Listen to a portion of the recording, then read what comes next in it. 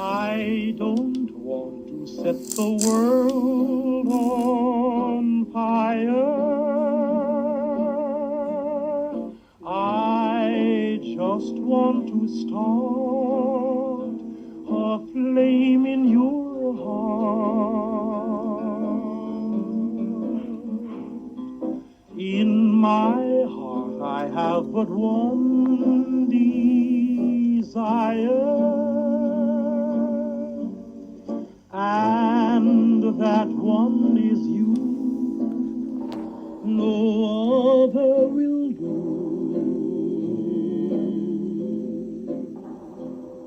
I've lost all ambition for worldly acclaim. I just want to be the one you love. And with your admission that you feel the same, I'll have reached the goal I'm dreaming of. Believe.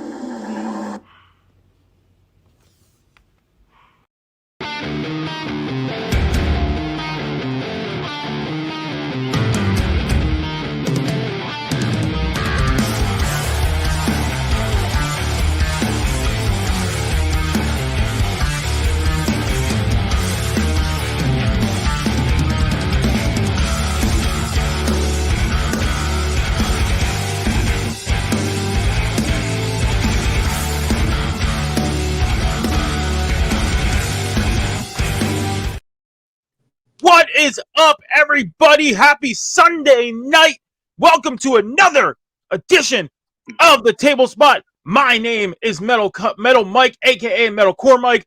I am joined tonight by the Alpha Wolf himself, Sean. As always, we put those ones up for the Alpha Wolf. Howdy. Tonight. Can I just say before we get started here, that intro made me come. Oh my god. That was some fucking good shit. And I don't know why I'm talking like this. It's the cowboy hat. Thank you for sharing, Walker.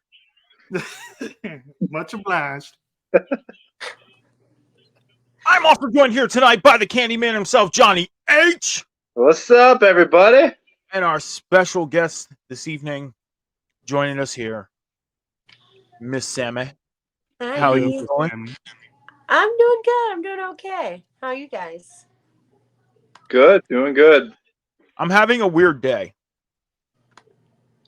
So my mind has just been kind of like... It's still on the Bluebeard. John did the red zone this morning, and I felt like I was on point with shit. And then throughout the day, I was just kind of like, where's my mind going? I'm losing my mind. Cam will be joining us shortly. He's on his way. He's on his way.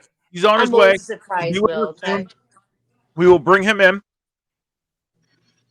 And I will introduce him when he comes in. But until then, we are going to continue this edition of the Table Spot as I'm chewing my high chews. I shouldn't have put two in my mouth. You never put two in your mouth. I mean, he does have a big mouth. It was just tempting. It was just super tempting. So, well, guys, we're going to get into it. Last night, we had a little pay-per-view, a little PLE that happened by the WWE, and it was called Fastlane. So before we get started, we're going to do things a little ass backwards. We're going to start with Sammy. I didn't mean that reference towards you of starting ass backwards. I'm just saying we're going to do things a little ass backwards here. If you had to grade Fastlane from 1 to 5, points are allowed, meaning 1.5, 2.5, 3.5. What would you grade it? I'll be honest with you. I watched it today for I was watching it mid while I was making something.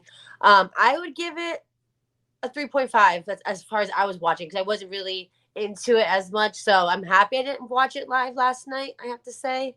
But it wasn't the worst, but it wasn't the greatest. All right. Well, we're gonna hit the pause button here because, ladies and gentlemen,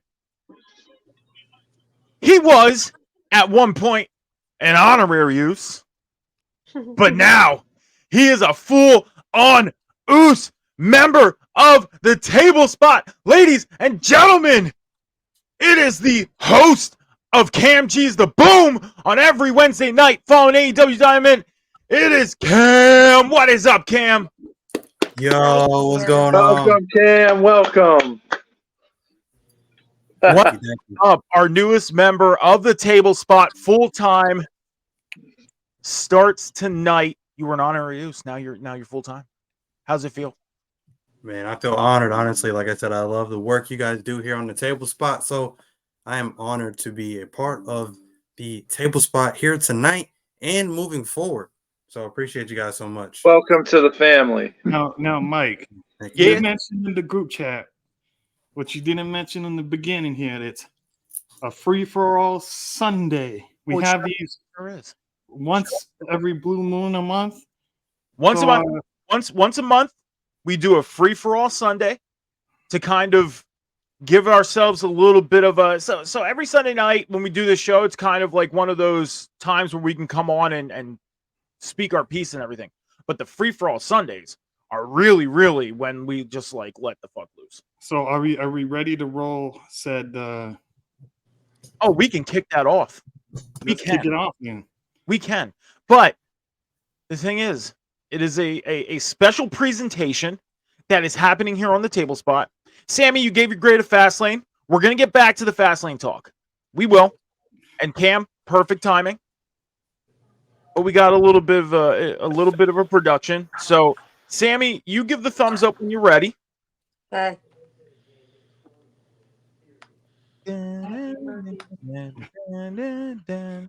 All this pressure. Boom, boom. No pressure. No pressure. Are you ready? Boom, boom, down. So, Okay. I think I'm ready. I think I am. you good? Ready to go? Yes, but where's my Bluetooth? Why didn't that work? Okay. Ready to go. All right. All right. You guys, we have a little bit of a presentation. Cam, are you ready? Ooh, okay. Okay. Okay. Everything's set. Wait, can I flip my camera around? Wait a minute, I can't flip my camera around. You said you were ready. You're just kidding. Okay.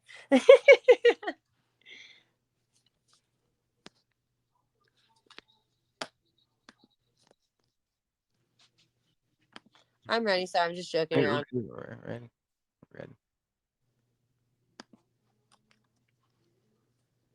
Come on. Happy birthday, Cam. All right. Oh, wait a minute. Okay. Well, I'm going to bring everybody else back in. And while you get yourself set up, we're going to continue the Fastlane talk. So, John, Fastlane last night. Did you watch it? Yeah, I saw some of it this morning. Okay. You rate it 1 through 5. What's your grade? 2.5. I Okay. thought it was a very boring pay-per-view. I liked the fact that it was 5 matches because it let people actually showcase what they can do in the ring. But it was chalk, except for the tag title change, which I didn't see coming. It was chalk, basically. Okay. Sean. Well, I'm gonna have to go with the with Miss Beautiful Sammy over here and say it's about a 3.5. Time out. What are you doing? That's Walter Texas Ranger. He put the hat on and it's working like it's almost like the hat kind of like insinged things into his brain. And now he developed some kind of like Southern accent type He's deal. a Cowboys fan now too. It's just you turned him completely cowboy.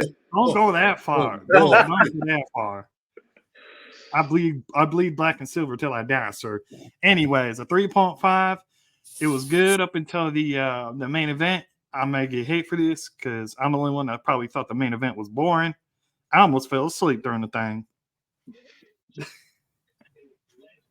Cam, your thoughts on Fastlane? We're going to get into the matches. We are going to get into the matches. But we're kind of just doing an ass backwards reverse type of deal and seeing what your grade is first? Well, I was there live. So I think I will say it was a 3.5. Oh, I'm gonna say a 3.5 out of 5. It was okay. It was decent for what it was. It was very in and out. You know, they were here and then they were gone, so they kind of just got it in and got it out. So yeah, it was an okay pay per view. Nothing, blow me away spectacular, but it was okay. So when I seen this match card, I was thinking WWE is really, really kind of stretching themselves in a sense, because we usually get about 2.5, 3 hour pay-per-views from them. And to only have 5 matches. I mean, when's really the last time WWE had a 5-match card? But then I look at it and I'm like, you look at this card and you have LA Knight, John Cena, Jimmy and Jay, Cody, Solo, Seth Rollins, Shinsuke Nakamura. I mean, it was a jam-packed as superstar rating pay-per-view. I agree with Sean. The main event was kind of I think it went a little too long. I think they could have gotten to the point 10 minutes before they got to the point. Now, in my predictions on our Discord, I put the main event as 35 minutes and 27 seconds. I didn't do the timing. So, producing and hosting at the same time, I'm going to find out what the time was, because I want to see how close I was. But in the meantime, all the other matches, and we're going to get into them, all the other matches, there was probably one that didn't hook me at all. I'm not going to reveal it right now. I'll reveal it when we get into the matches. But there was one match that I was really like, this match had some build to it and just seemed completely fucking pointless. I'm sorry, Sean, you were ready to say something. Well, while you figure that out, we have something that we were trying to. Is she ready? Yep, she's ready. She's set? Yep. Sammy is good to go. All right. So I do my research. Sammy has a nice little special presentation to show everybody here on Rivet City Radio, Twitch and YouTube channel, on Off the Top Media's Twitch and YouTube channel, and a special presentation for the man that sits below me on screen. This is for you.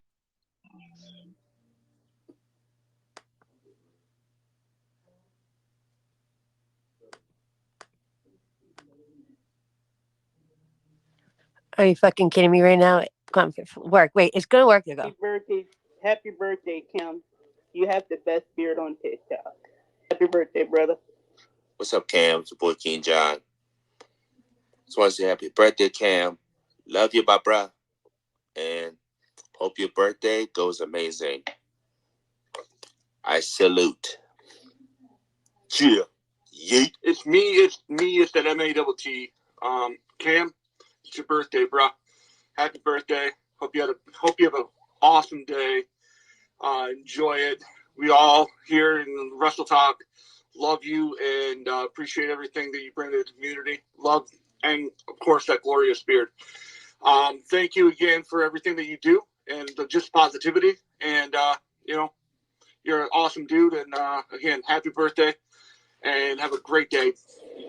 Cam, it is I, El Proscrito de la Luna, Carmelo Knight, and I got my coworker Kelly here. We want to tell you, happy birthday! Hope your birthday is awesome. Keep doing great things. Hope to see you in Philadelphia Mania weekend. Have a wonderful day, and always remember to smile. Yes. Yes. Cam, hi, hello. I heard it's your birthday. Happy birthday. Your bacon, your eggs, your ham. Not your Cam. But I'm super, super happy to know you. You're funny. You're an amazing person. And I mean, I can't say nothing. I mean, you're bad because, I mean, you sizzle my bacon. I mean, that's what you always say, I guess. I don't fucking know. But I hope you have a wonderful birthday. and I hope you do whatever you want to do because you deserve to have an amazing birthday. So get turned up because it's your day, and that means everybody got to listen to you. The man, the myth, the beard, Cam G. I hear it's your birthday today, so I just popped in to say happy birthday. I hope you have a lovely day. Hey Cam, just want to come here to wish you a happy birthday, and I hope you have a wonderful birthday. Hey Cam, happy birthday, bro. Hope you're enjoying your birthday. You deserve it. I wish I could have your beard because I'm jealous of your beard, and I wish I could have a nice beard like you, but we're not blessed like you, Cam. But anyways, happy birthday. Take care, man. We love you. Cam G, I hear it's your birthday, Bo. Want to wish you a happy birthday. Hope you have many more after, man. And maybe one day we'll share a drink together. Happy birthday, Cam G. Hey Cam, it's Leo. I know we don't really talk much, but at the same time, from one GD Dolan fan to another, I want to go ahead and wish you a very happy birthday. Hope you have a great day. Maybe, I don't know, something about G. I was going to say something about GD Dolan, but I couldn't think of nothing. But hope you have a great day and enjoy it. Have the best birthday ever. Another year on the sun for you. Happy birthday, Cam. Love you, brother. This is the Candyman, Johnny H, and I want to send out some most excellent birthday wishes to the original Bacon, Eggs, and Cam. Cam, have a great birthday, a great day. You're awesome, bro. What up, Cam? I heard it's your birthday. I hope you get some luscious beard oils for that gorgeous beard. Love you, man. Happy birthday. Enjoy it.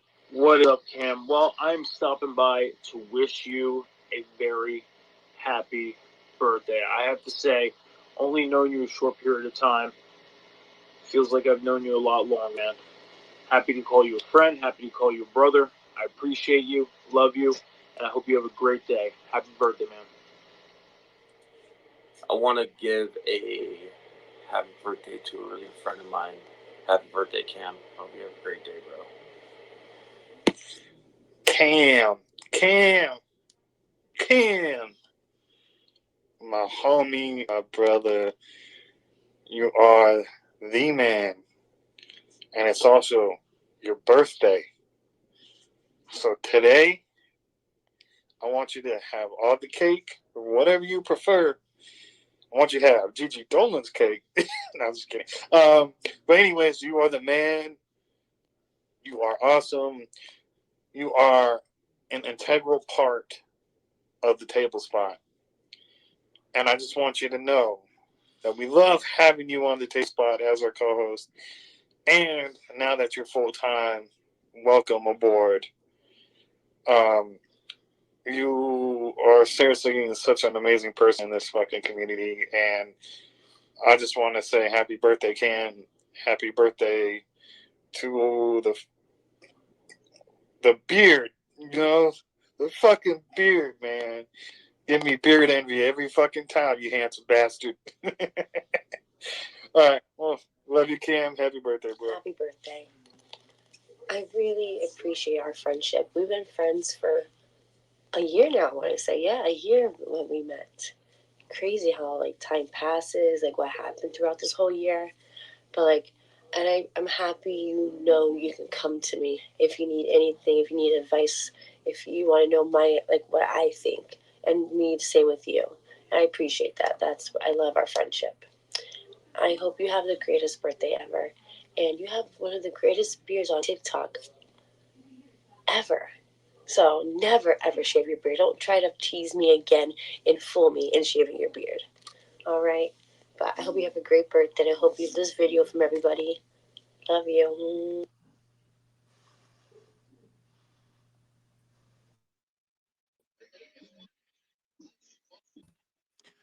Happy birthday, Cam. Happy Thank birthday. you, man. That was awesome. What a first official show for you, sir. Yeah, right? Like, That was awesome. you've so the past couple weeks, Thank you, Sammy, for doing that. Much appreciated. So, for the past few weeks, you've been filling in, coming in as a special guest, helping us out and everything like that. And it's just great to have you on here as a full-time member of the Table Spot. Thank you, sir. Appreciate you. And we got Sammy who wants to hop right back in. So, happy birthday, sir. And Mike says, love you, Cam. Love you too, Mikey. You guys trying to kick me out already? Damn.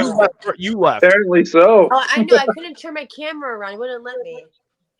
So don't accuse me for kicking you out. I had to assume. I have to make you feel like a heel, Mike, okay? He just used you for the video. That's it. I know. Damn. Well, it was Sean's idea, I have to say. He's the one that said and talked to put it on here. And I'm like, that's such a smart idea because all you guys will be here. And it's his first night as full-time member. So, smart idea. Happy birthday, Cam. Thank you, Sammy. Thank you for putting that video together. That was awesome. Of course, because I know that's the only thing you wanted. You didn't want, no wish list. You just wanted a birthday video. So, So guys, my birthday's in July. But July what? I have July 14th. Oh yeah, on July 29th. We didn't know each other back then, did we? Not very well. Anyway. No, we met shortly after that. Okay, in fact, I'm like, no, we knew each other. You were on the other with us before, so I knew you. Yeah, I was. I did. Okay. Oh, my bad. I have an Amazon wish list. Just to let you know. Okay, that's the first thing I asked Cam. I gotta say goodbye to this character right now. It's getting too damn hot. So yes, please. I'm putting together a link tree just to let y'all know. So I turn 38 next year, and yeah. Anyways, we'll move forward here. Fast lane. So we're gonna get into the very first match of the night, which was for the undisputed WWE Tag Team Championships. And it was Cody Rhodes and Jey Uso tagging up to go after the belts against the Judgment Day of Damian Priest and Finn Balor. And the closing moments of this match, Cody and Jey hit a 1D-like move, almost like what the Usos do, or did. A 1D. To get the pinfall win and become the new WWE Undisputed Tag Team Champions. So we're going to start with John. John, your thoughts on this match? This match was 20 minutes, 40 seconds to kick off the night. Were you entertained by this match? Are you happy that Cody and Jey are the tag team champions? And what are your thoughts moving forward? Well, it was a surprise to me that they changed the title so fast. I expected the Judgment Day to have a longer run, and to a random pairing, no less. I know how you feel about random pairings, Mike. I don't know how I feel about it. And to be honest with you, I kind of fast forward through most of this match, so I can't really give you my thoughts on on how the match progressed. So what are your thoughts moving forward? What do you think they're going to do moving forward with these two being tag team champions? Oh my goodness. Like I said, it was a shock to me that they won it, so I really don't know. Maybe I hope what I do hope that it's not a short reign. I don't want them to lose it 2 weeks later because JD McDonough screwed them over to get back with the Judgment Day again. But I do know I don't want it to be a short run. I think it's going to be a good way to help prove to the boys in the back that Mr. Uso has changed from the bloodline. All right. Our guest, Sammy. Sammy, your thoughts on Cody and Jey becoming new tag team champions, and what do you think is going to happen moving forward with these two being tag team champions? I thought it was a really good match. Like, I didn't expect it either, but I'm really happy because now they have an excuse to go to SmackDown with Roman there and Jimmy's there and Solo because they have both titles. So they're going to go to Raw and SmackDown. So that's the in right there for Cody Rhodes versus Roman again. When they do lose them. So that's what I'm getting at for him to finish the story or do it whatever with Roman. That's his perfect thing. He doesn't even have to get traded to SmackDown. He can go to SmackDown anytime he wants. And I thought it was pretty good. I'm not gonna lie. I'm happy Cody Rhodes and Jay won because I hate the Judgment Day. Besides Rhea, so All right. Shit, look at Sammy. Oh, shit. She's so cute. She's so cute. God damn it. Cam, your thoughts on what you think is going to happen moving forward. Oh man. So so I went to Fastlane, obviously, and I went with one of my buddies from high school or whatever. And we're both big wrestling fans, obviously. And we kept saying pretty much, we were trying to predict the match card. We kept saying, it was like, I don't really see this bizarre tag team of Cody and Jay winning the tag team titles. So to see them win was insane. Like nobody in that arena was sitting down when that ref hit 3, and we have new champions now. So obviously, I thought it was a great way to start off the pay-per-view. I honestly don't mind it because I really don't know the direction of the tag team division right now, anyways.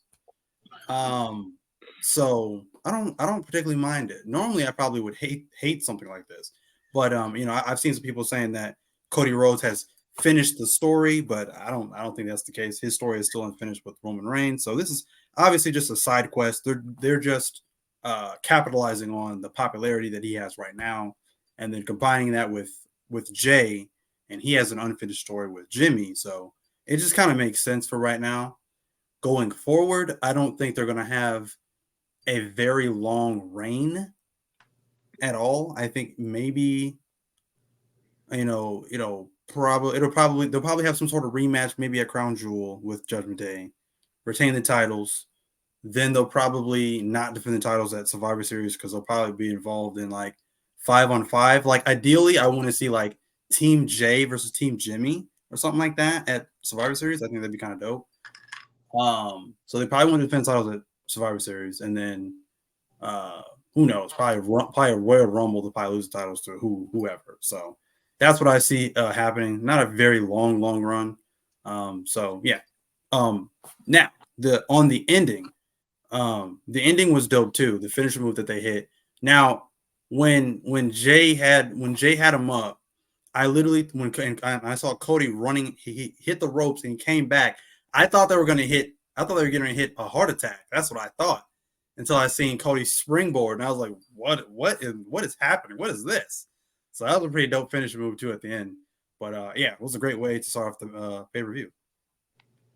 So now knowing that you were in the crowd for this event, there's going to be one point during a match that I want to ask you about when we get there, because I want to know something that I kind of pinpoint it. So when we get there, I got a very in-depth question for you then. But Sean, your thoughts on Jay and Cody winning the tag belts, and what do you think might happen moving forward with them? People say that I like to agree with Sammy a lot. People say that, but I'm gonna have to disagree with Sammy on one point. Sean! I love you, Sammy, but I think it's stupid. Don't get me wrong, the match was great. I think it's stupid to put the titles on Cody and Jay because we still don't know who's getting traded to SmackDown. I think they completely forgot about that, to be honest. Probably. It should be Cody saying he got traded to SmackDown. He didn't need to put the titles on him. You take Jay Uso out of a tag team just to put him back in a tag team when it seemed like you're going to make him this big main event Jay Uso single star. And then you put the tag team titles right back on him. I think the match was great, but the press conference after was even better. Yeah, that was very entertaining with Jay and Cody. They were drunk off their asses. You know what I mean? I like the comments. They're agreeing with me. See that? Hey, that's gonna be CM Punk who got traded. Their brand. Hey, but that's why I said that's why I feel like I know, Cam. I pay attention. So I guess I turned heel, folks. So that's why I feel like that's why I feel like Cody and Jay's tag team is going to be very entertaining Because if they have that kind of chemistry in a press conference, they need to capitalize that and put that on TV as well. And it's going to be very entertaining. I just hope they don't do what they did with Dom and give Jay and Cody a 2-day reign or whatever, and then fucking put the titles back on Judgment Day. Because oops, we love the Judgment Day too much to not have them have the titles. Like, I mean, I hope not. Otherwise, this would have been. You mean with Trick? What they did with Trick? You mean? Yeah, Trick Williams. So, I said last night that I have a little bit of a theory about this move, and it's not what was said. What was said was, it's the noticeable thing that this is a way for Cody to be the one going to SmackDown, whatever. No, this is a different theory. Okay. My theory is Jey Uso went to Raw. He wins the tag belts with Cody. Yes, this is a way for them now to go to SmackDown. This is a way for Cody to get back to Roman. It's the obvious thing. But I have a feeling at the end of the day that this is just a front. I think Jey is still part of the bloodline. What? I think they're luring Cody in. I don't know about that. I think so. I have a feeling that they're luring Cody in. I thought that at the beginning too, but then I was like, after a while, I was like, I don't think so. I don't know. Can I add another reason why I think they put the titles on Cody and Jay?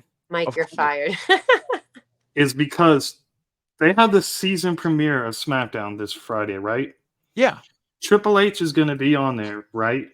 Yep. He was announced for Friday Night SmackDown. So was Roman. So was Roman, yes. I think, don't quote me, but I think we get introduced to new tag team titles. And they want a big babyface team to be the ones to put them on. But with them being on Raw, you see them doing that on SmackDown? Well, the titles go between each brand already, don't they? But they're on the Raw roster. But yes, they go between the brands. But they're officially on Raw. But you know how Fox works. They want all the big shit. So, I know the titles can float. I know the rules of the titles. I'm just saying with them being Raw guys, that maybe it's WWE. They don't like logic. So, that's just like the rosters don't really fucking matter either. Yeah. So we're gonna move forward because that was my little theory, and if I'm right, I'm right. If I'm wrong, yeah, well. But we move on to our second match tonight. The LWO taking on the Hurt Profits. Yes, Bobby Lashley and the Street Profits. Some of us call them the Hurt Profits. But at the end of this match, we've seen Ray pretty much down in the ring, and all of a sudden, we hear the music hit, and out comes Carlito. Carlito comes out, helps the LWO get the win. Do you guys think that this is a long-term thing for Carlito, or do you think this was just a short-term thing just to have a partner for the pay-per-view? No, didn't WWE sign him for like a couple months ago? Yeah. But do you think he's going to be long-term on TV? Is he going to be part of this storyline moving forward, or was this just for last night? I think for the long term, like a year, 2 years, maybe. I think he's special occasions. Like, to me, I think I should have also changed my pick because I knew he was going to bring out Carlito. Yeah, on Friday Night SmackDown. I knew I should have changed my pick, but I guess they love killing the street, the Hurt business or whatever the fuck they're calling them, momentum. Wait, now when you sent your picks in, I was like, he's picking Carlito to come out, but he's picking them to lose. I'm like, I know. Sean.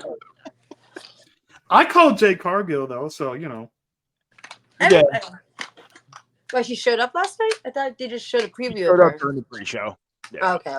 Does that count because it actually wasn't the pay-per-view? It was the pre-show? She appeared on the show. She debuted, technically. She appeared. It's a half a point.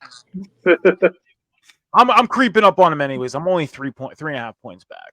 I'm gonna catch him. That's all there is to it. So until Crown Jewel, baby. Cam, your thoughts? Do you think Carlito's a long-term thing? Do you think he's going to continue in this storyline? Or do you think it was just a one-off thing for the pay-per-view and then they're going to move forward?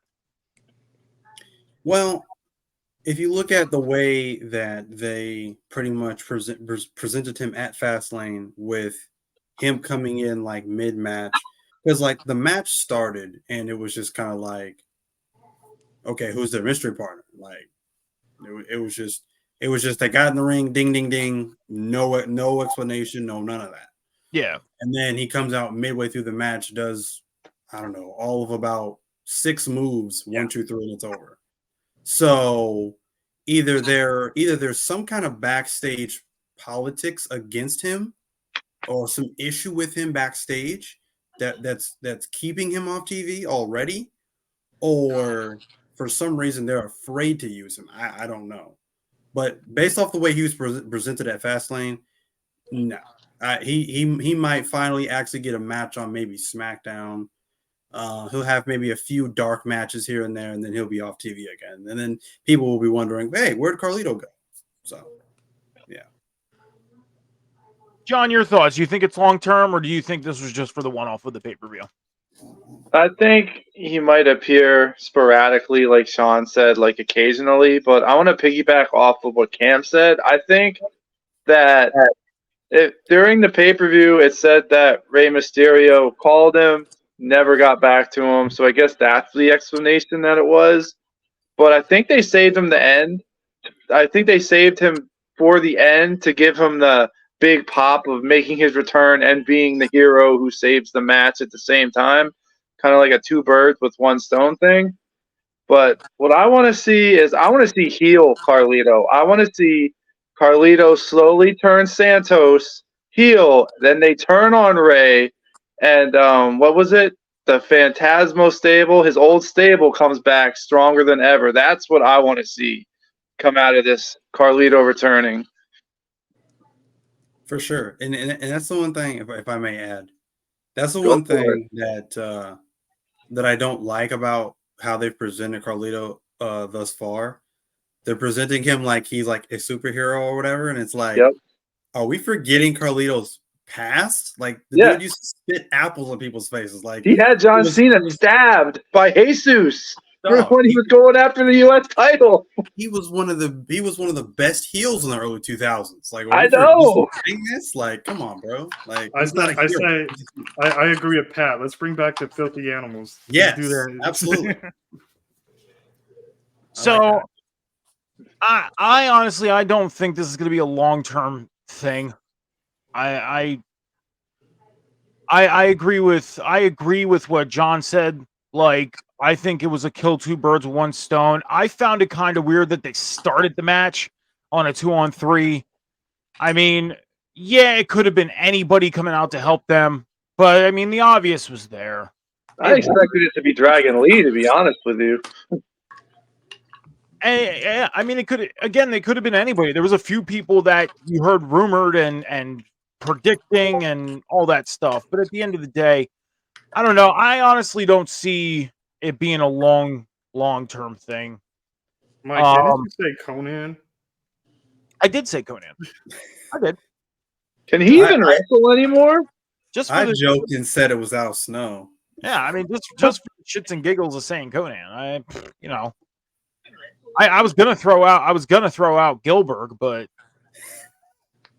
I'm surprised John didn't say Goldberg. That wouldn't have fully fit the criteria. Gilberto. Gilberto Del Rio. It could have just been for the fuck of it, bring out Cody because he's half Cuban. Just like But that match ran 10 minutes flat. 10 minutes. Not long. They kind of got right to the point. This was the match that I kind of just wasn't interested in. I was just like, this match just means nothing for me. It didn't. And honestly, when Carlito came out, I was like, okay. Like, I didn't get excited about it. I got like this new music. I got more excited for the 10 seconds we've seen Jade Cargill on screen and her saying nothing, then seeing Carlito come out, do 6 moves and leave. She looked damn good too. I'm just She gonna put did. that She out looked like there. she was ready. She looked like she was ready to be involved into some stuff. And that's where we kick into our next match of the night, which was the triple threat match for the WWE Women's Championship. Io Sky defending against Charlotte Flair and Asuka. Bayley ended up distracting the referee while Charlotte had the figure 8 on Asuka. Asuka was tapping on Charlotte's knee, but the referee did not see that. Io Sky hits the moonsault on the Charlotte, breaks the figure 8, gets the pin, gets the win, retains the championship. 17 minutes, 20 seconds for this match. And Cam, this is the part where I wanted to ask you. There was a point of this match where the crowd, in a random sporadic fashion, weird timing to me, started saying, "This is awesome." Was that filtered in or was that real? I'm kind of curious on this. At what point in the match? It was probably, I would have to guess, maybe 10 to 12 minutes in. Right before Charlotte got that figure 8 in. No, it definitely wasn't like that. But they might have made it seem louder from what you guys heard it, because it wasn't super loud necessarily. Okay. It was like very faint. Because it was loud. It was loud. Like they made it come out to be loud. Right. So I was just kind of curious on it because I was like, I really hope this is real because this is a good match. Not a bad match for a triple threat match for the Women's Championship. And we all know as of late that not only in AEW, but in some fashion with WWE, women's matches haven't been that long, haven't been highlighted as much. And this match was highlighted. This was a really good match. I was actually into this match. Like I said, and I'm normally somebody who is I tend to harp on women's wrestling a lot, but I can honestly say that within the last, I don't know, few weeks, month or so, the last couple of matches between both AEW and WWE's women's matches, they still are not given a lot of time, but the time they are given, I've seen some bangers lately. Like women's wrestling right now it's winning. I don't know how long this stretch is going to last, but they've put on some pretty decent matches. Yeah.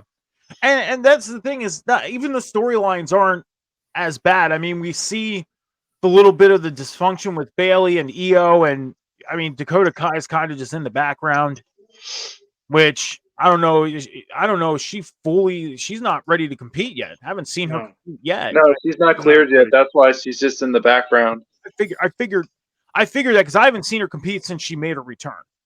Right. So I didn't know if maybe she was working house shows and not doing any TV stuff. But I mean, I think this is going to start heating up between them two, and that could be a really good rivalry. A really good rivalry. I don't know what you guys think.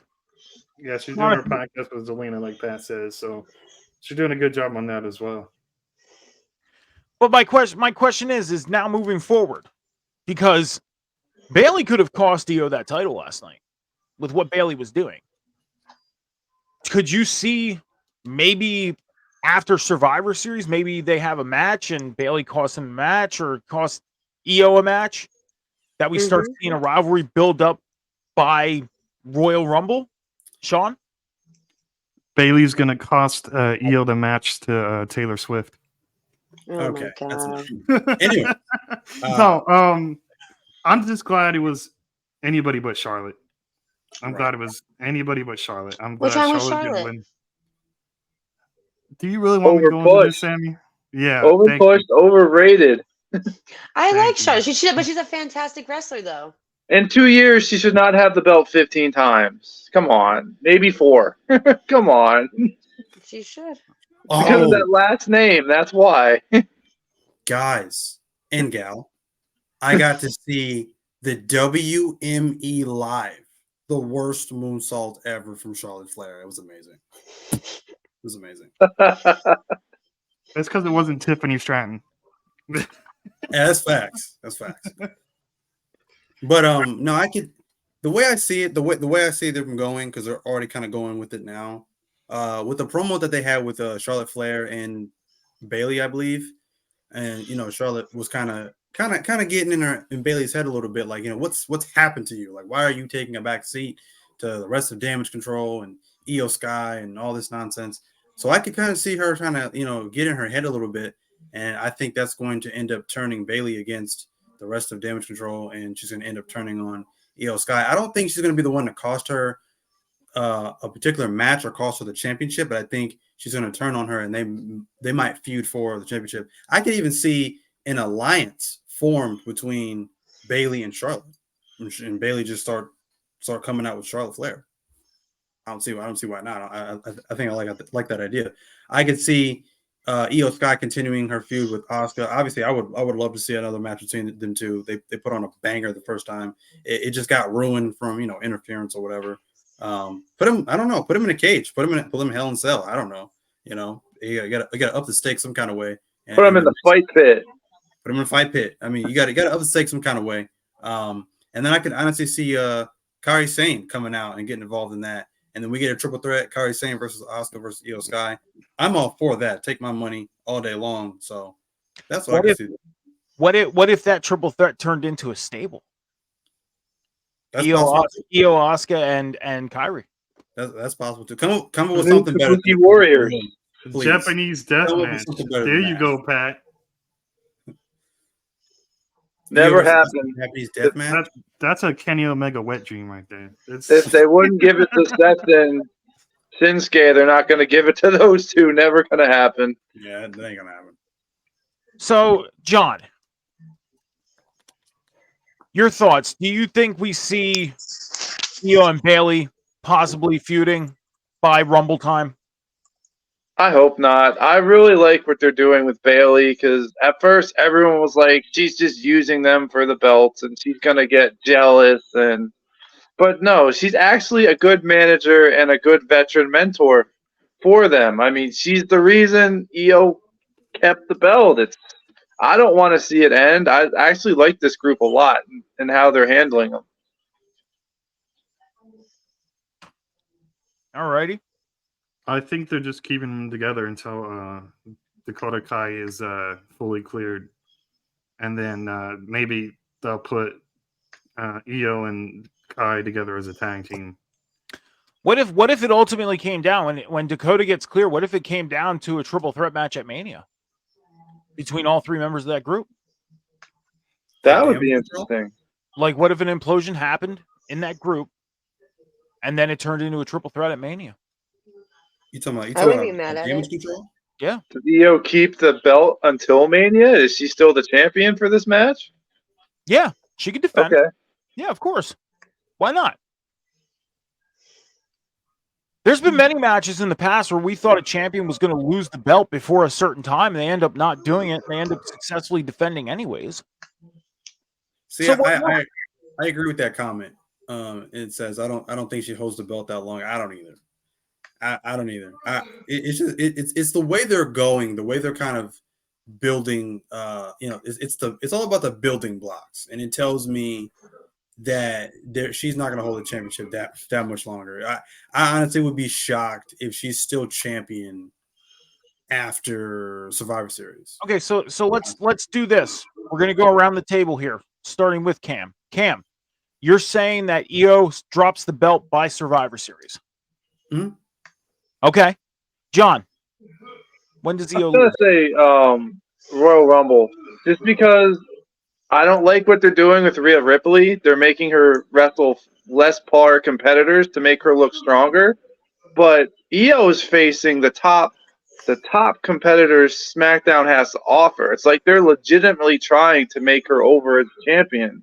So I think it's going to be longer than Survivor Series. I could say about Rumble time. Okay. Sean, when do you think she loses it by?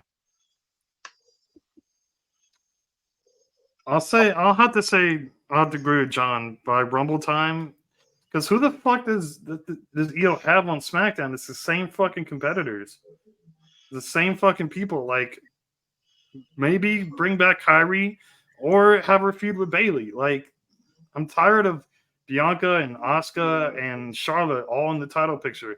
They have fucking Shotzi Blackheart. They have Give other Zelina a women shot on the again. roster. They have Zelina. Okay. And I Sammy. agree with Pat. Rhea's reign has been garbage. I think Elimination Chamber. Okay. I Does she think lose that. it in the chamber? Does she lose it in a one-on-one? I think it's gonna be a 3-way again, maybe. What about in the chamber match? Okay. It could be, yeah. Maybe Bailey accidentally screws her over in the chamber, and then that leads to a WrestleMania match between those two. There you go. Yeah, but do you really put it? I mean, yeah, I don't know. I mean, you could put her in that situation where she can lose it in the chamber and then go to Mania and maybe win it back. But I mean, if there's a lot of people thinking like her reign isn't good now, what's gonna be the difference between her losing the belt at Chamber and winning it back at Mania? Like, why change the belt for a month or two just to change it back? You know what I mean? They've given people short title reigns just to boost up the title count number all the time. Like Charlotte Flair is a perfect example of that.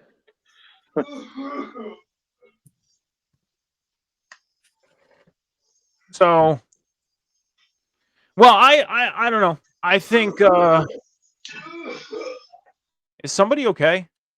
I was wondering that It's my too. roommate. I'm so sorry. Man's hacking up a lung. I know he just woke up. I'm right back. One moment. He threw up dinner and lunch. I was trying to be nonchalant about it. I wasn't trying to just. I know. I wasn't put it out trying to there. say anything either about it. So, I Free honestly, for all Sunday. Yeah. well, I mean, I think honestly, if they get to the point where they take the belt off of her before Mania, keep it off her, make us miss her being champion to the point, because we were all like wanting her to win the belt. Like, we were waiting for it. We were excited. She won Money in the Bank. We were excited about it. And then she cashes in. We got excited about the fact that she won the belt. And now it's like her reign, even though she's facing the top stars like Asuka and Bianca, and she's facing Charlotte. Like, even though she's doing that, there's still some people that are not happy about this reign, are not impressed with this reign. So to take it off, like I say, if you're going to take it off of her before Mania, keep it off of her for a couple months. Wait until SummerSlam, at least. Have her have a chase, a real chase. Like, she had the briefcase. She had that in her back pocket. Right? She just came down, cashed in, bam, that was it. Now have her have a real chase. A competitive chase for that belt. So I had this crazy idea, right, for a chamber. I'm glad you guys brought that up, because how crazy would it be to have the chamber match, right? And she defends the title in the chamber. And there's a moment where, I don't know if y'all remember way back when Evolution was a thing, and what was it? Triple H was going to help Batista from being eliminated, but he like sat up in the corner and then sat back down. Yes, he slipped back down and acted like he was still out of it. I remember that. And but then Batista even said something to him the next night on Raw about it. Exactly. Yep. So you remember that, right? So apply that to this. Okay. What if we see almost an exact replica of something like that in this match? Whereas you see, like, okay, so you have the friction between EO and Bailey going into this match. Mm-hmm. And Bailey's trying to like assure Asuka, like, yeah, I've got your back, whatever, when she really doesn't, obviously, right? So she goes in there, not Asuka, but EO's getting pinned, right? Getting pinned, getting ready to get eliminated. Mm-hmm. Bailey's in the corner. Same thing, same scenario. She gets up like she's gonna help her and just sits back down. That would be like poetic justice. Like, perfect thing. I love it. Or she gets up, takes 2 steps, and does the Flair flop like she's gonna try to do something. There you go, Pat. Hell yeah. And look at this, guys. This is the thing: is there's been so much negativity put on women's wrestling in the past few weeks, if not months. And this is the most thing we've talked about so far tonight, which goes to show that women's wrestling is fucking thriving right now. I think it was the best match of the card, to be honest with you. These companies are just not noticing it. I say we put that hashtag. Remember back in 2016, the hashtag was out. Give women's wrestling a chance. I think we need to fucking get that going again. We need Speaking to of women's wrestling, I saw on Instagram my friend Mel Thunder Rosa posed in front of the Sphere in Vegas. So I had to send her a little text like, "You in my city and you need to text me, tell me you was here." That place looks fucking amazing. Imagine a wrestling event in there. That would be fucking sick. I can see them doing it. I can. It would look awesome because of the lighting, because of the effects. It would look fucking insane. Granted, it's a much smaller venue, but they can do it. It's worth it. Yeah, it's worth it. They can do it, and especially with the effects. And I'll say this: if things, not going to get too deep into this, I'm just going to say if things were to get bad again with pandemic stuff, if we have pandemic 2.0, like the possibilities can happen because the positive counts are going up again, especially where me and John are at. I say they turn that into to Thunderdome 2.0. Don't do it in Florida. Do it there this time. What's wrong with Florida? That's where I say. Well, I mean, using the Sphere in Vegas would be fucking amazing. Imagine what they could do with that if they had to use a Thunderdome. Okay, if they had to do the Thunderdome again, that place would be perfect fitting. Perfect fitting. Yeah, but the thing is, they own the Performance Center. Isn't that where they had it? So they wouldn't have to rent out the venue. They did the Performance Center before SummerSlam. Okay. They moved it to Tropicana Park. All right. Thunderdome in. That's where the WWE Thunderdome. NXT. Gotcha. Their version of the Thunderdome was still at the PC, or not the PC, at the Full Sail. Okay. So that's how they had it set up. But we're going to move forward now.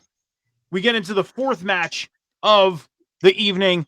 John Cena, LA Knight, taking on Jimmy Uso and Solo Sikoa. 17 minutes, 20 seconds for this match. John Cena hit a 5-knuckle shuffle, and then LA Knight hit his finishing move, the BFT, to pick up the win. Guys, I'll say this about this match. I wasn't very intrigued by it. I was not at all really too excited about it, because I'll say this. Years ago, John Cena was, all over the rock about, and I know at the end of the day what it was all about. He was all over the rock about the Hollywood thing. Now he understands all that stuff, okay? John Cena's been away for a while. Now he's back. He's back until things get settled, in the industry that is not doing too well right now with their strikes. Okay? The question lies, though, is do you think, I want your guys' thoughts on this match, for one, but then number two, do you see John Cena being around as far as WrestleMania? Do we see John Cena back in the ring in Philly for WrestleMania 40? So, I'm going to go first, especially because Sammy's here. The way this week they set it up is to have Cena take part alongside with Cody and them in a War Games match. And correct me wrong if I'm wrong, but Cena did say he needed to call an old friend. And keep talking. And they and they've been dropping teasers for a certain Chicago man. Oh. But no. But it's not gonna be just CM Punk. He won't be a part of the War Games match. What if John Cena calls Randy Orton? What if that is the man that he calls that still has history with the bloodline?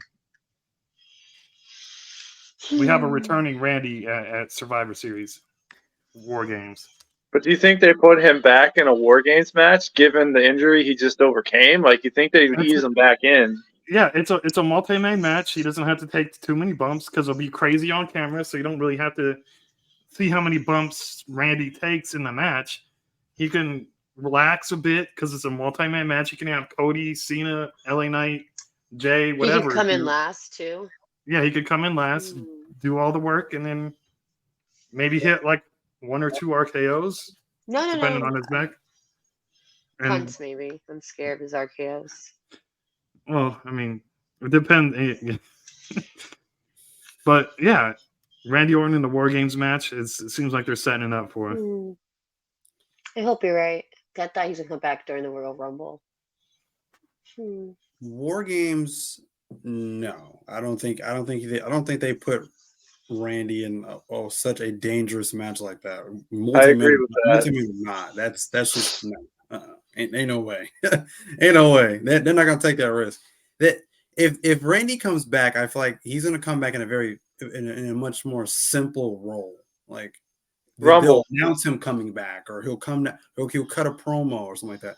I don't feel like he's going to necessarily get involved in a match immediately coming back. They're gonna like ease into his return because they don't know the severity of his injury coming back. But then why would even if they are then dropping hints to CM Punk, obviously, why would CM Punk get involved? Because CM Punk's not fucking facing a career-ending injury. And plus, CM Punk did have a small history with the Shield. Yeah. Way back when the Shield first came, they were temporarily aligned with CM Punk for like a month or two. Then they kind of broke away to do their own justice. Yeah, Randy was with Sheamus and the Big Show. They had a WrestleMania match. I would see CM Punk feuding with Seth more than anything, though. Yeah, Seth would be more his style. I'm going to say something, guys, and I know I'm going to get a look from Sammy. I'm going to get a smile from Sean because of Sammy's look, and John's going to say, "What the fuck?" to me. I'm just predicting right now. And Cam's not on screen right now. So you just made Cam go away. If he's on screen by the time I say this, then he's probably going to ask me explain why. Okay. So Cam's going to ask me explain why. Sammy's going to give me a pissed off look. Sean's going to smile, and John's going to say, "What the fuck?" Here we go. Guys, I'll say this right now. Randy Orton's been out a while, and I'll say this. I don't miss him. He's such a dick. I don't miss him. I don't. Mike, you're fired. Truly do not. I don't miss him. Nice last time being a guest here, Sean. You know what, Mike? I agree with you. He's not missed at all. They don't mention him. He's like forgotten about. The show just moved on. Like there was no gap to fill when he left. Just like Nikita, I'm talking about Nikita. She's been gone. He was in a tag team. Why? It was like that was agreeing with you, Sammy. No, I'm giving an example. I mean, she said, "If I'm miserable, you have to be miserable too." to be fair, I mean, I'm not really, and this is not necessarily a bad thing, Sammy. So don't freak out when I say this. I'm not freaking out. I'm not freaking out. I'm not. I've never really been the biggest fan of Randy Orton. I appreciate what Cam, he's done over the years. I appreciate. That's why I said don't freak out. But I've never been the biggest fan of Randy Orton. I do appreciate the stuff he's done in his entirety of his career. But I mean, there was really no void to be filled once he got hurt and left because it just happened, and then it was just like boom, he's gone. I mean, you think of it though. I mean, he was with Matt Riddle. Okay, he was in a tag team. They won the belts a few times. What, twice? He was in a tag team for a while. Like, he really wasn't doing much as a singles competitor to the point, and he wasn't really doing anything impactful to the point where it's making me miss him. Like, if he was doing something impactful, and it sucks that he's injured, because I'm a fan of Orton. I am. I definitely respect everything he's done in the past over 20 years. And a lot of the storylines that he was involved in back in the past were fucking amazing. I mean, I even go back and watch stuff when, he was with Cody and DiBiase Jr. Legacy. I go back and watch that stuff. Hell, on last night I came home from work, and before the pay-per-view started, I was watching Royal Rumble 2002. Like, I go back and watch old shit just on random. But he just wasn't doing anything impactful to really make me say, like, man, this would be the perfect time for him to come back. Like, there's nowhere for me to sit here and say, like, oh, Randy should come back now because he would fit in here. I'm gonna say I'm gonna be the one, along with Sammy, that I do miss Randy Orton. And this is from me, like, I'm gonna admit, like, I obviously appreciate the legend that Randy Orton is, and then I didn't really start like cheering him on and everything until like 2019, 2020, because he's always been facing my boy John Cena or somebody that I liked more. That's just how Randy is, that's how I was being a fan of Cena and the rivalries and shit, right? But him with the Fiend is when I started like really like liking Randy Orton as a performer, because that storytelling was fucking amazing, and I miss Randy Orton. And Randy Orton is the one man that actually made me cheer on Matt Riddle as a tag team, because I cannot stand Matt Riddle, but him and RK Bro actually made me care about Randy Orton. I think about Matt Riddle. Sorry, I thought you were done. No, go ahead. No, I was just fixing my mistake.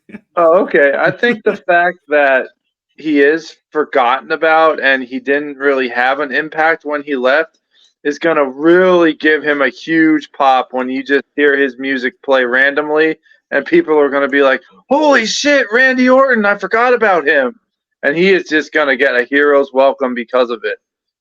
Well, I mean, of course he's going to get that hero's welcome when he comes back. I like John again. John's on my good Thanks, side. Sammy. No, Sammy, I've been a Randy Orton fan since Evolution. Like, I love the guy, but he really didn't do anything that impactful before he got hurt. And I get it. He was a tag team champ because he had to take a light load. That's just the only reason why that was the case. Yeah. So I still think he did all the 20 years he's been in wrestling. Like, I don't know. Go ahead. You know me, I'm biased. Can I just add? I thought you were going to talk about Gunther before you brought up Randy Orton. I thought he was going to say that for a minute too. I was getting ready for it. I was like, what does Gunther have to do with anything? Speaking of Gunther, there should have been a U.S. or IC title match on the card. There should have been 6 matches. There couldn't be a U.S. because Ray's U.S. champ. He was in a 6-man. Oh, yeah, duh. Well, then put Gunther on there. But I have this comment in the chat up, okay? He could be back and slide into anything. History with Bloodline.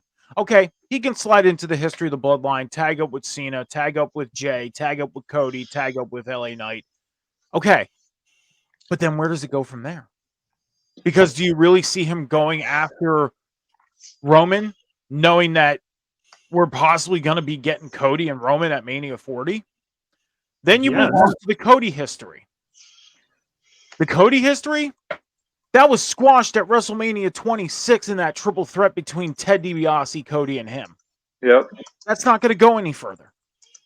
And JD for kicking out Edge, Adam Copeland's in AEW. Why bring back a part of that storyline when the person that got kicked out is even not even in WWE anymore? JD didn't kick out Edge, though. Finn Balor did. There was a collective thing between Priest. Oh, Judgment Day. My bad. That went right over my head. On the Judgment Day for kicking out Edge. Yep. There'd be no reason for it. There'd be no point. It would make no sense. to do that. Yeah, he Exactly. can come back. He That's can another come back. point. He could come back after Mania, maybe, and take on whoever is champion That's after too that. long. Roman, either Roman or Cody, or he can even go after Seth. He can go after whoever is champion if Seth drops it before then. But then, do you really see him fitting into? Do you guys see him fitting right into the world title picture? Yes. Make him win Money in the Bank. Then the Viper can strike randomly whoever he wants. There you go. He That's wins how Money he in the fits Bank. into the title. And it doesn't have to be a long run. He wins Money in the Bank. Granted, WrestleMania, Cody beats Roman. No, thank you. Randy shakes his hand, and then once Money in the Bank comes around, he wins Money in the Bank, and he turns on Cody again. So then reliving teacher and mentor. That would be almost mirroring his story. Like, it wouldn't be mirroring the storyline per se when Daniel Bryan first won the world title, but it's like Randy won Money in the Bank. No. I'm saying when Money in the Bank comes around again in July or whatever. Yeah, but they would be in a sense mirroring, because when Daniel Bryan won the WWE Championship against John Cena a few years back, okay, Triple H was all like shaking Daniel Bryan's hand, congratulations, raising hand, pedigree. Out comes Randy, cash in Money in the Bank. Yes, but Randy would shake Cody's hand at WrestleMania. It would be almost a mirror. And that'll give a few months for people to forget about that. Can you really call Randy his mentor, though? Because, yeah, he had success while he was with the Legacy, but then when he went on his own, Randy, other than like an IC title run, he really didn't do anything. He just went downhill fast. But in the background, Randy was mentoring. Yeah, and Cody's obviously a lot better than he was back then, and that would bring the story bringing back that story would be even better now with these two men being the megastars that they are now. But when people remember it for so long ago, though. Well, if they were to recycle that, that's the thing, is you have so many new fans that could have gone back in the archives, and that's the great thing about the network, is you go back into the archives and watch old stuff. Like I mentioned, I was watching stuff from 2002 last night. But like, you even hear the stories of, kids that are 10, 11 years old know who Hulk Hogan is because they went back and watched his old stuff. They could simply go back and watch that old stuff, especially if they have parents who are into wrestling. Show them like, hey, this was Cody when he was in WWE the first time. He was with Randy. Randy's still there. Oh my gosh, there it is. There's your connection. So they can do that. Or he's gonna beat Gunther and go for his IC championship. It doesn't have to be. It doesn't have to be the main championship. It could be the IC one. I'm okay with that. No, that should be Gable or Tommaso Ciampa that beat Gunther. No, Randy. Well, whoever Not- beats Gunther, no. but Randy's gonna win. Whoever has it when he comes back. I like Randy beating Gunther too. I'm not gonna lie. Randy's going to come back on NXT and win the North American Championship. Okay, please. They like to Stop throw it. main roster guys down there. Guys, Cam's got something on his mind. Cam, what's on your mind? What was I going to say? Oh, so about this whole Randy and the world title picture. Now, in this point in age in wrestling and at this stage in his career, Randy does not need a world title. Like I get it. Like, people want to see that happen, and people, they want him to get closer to like 16. I don't think it's going to happen. I just don't. Nor do I think it needs to happen. It needs to happen. Randy doesn't need a world title. I don't care what anyone says. I don't care what Sammy says. I don't care what anybody says. He doesn't need the world title. If you want to put him in the world title picture to throw another body at Seth or Roman to give them another, believable challenger, former world champion, credible, here's what I'm saying, another credible person to be in that picture, sure. But he doesn't need to win the world title. He just doesn't. I highly agree with you. You gave me a good idea to add on to my idea about the Money in the Bank. What if he wins tag team gold with Cody Rhodes, reforms the legacy, and then while they're still tag team champions, he cashes in the Money in the Bank and wins the world title from him while they're still tag team champions.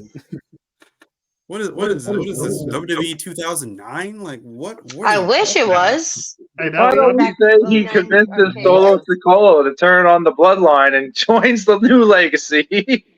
We're gonna go the legacy route. All right, guys. So let's change a little bit of gears here. We had the main event.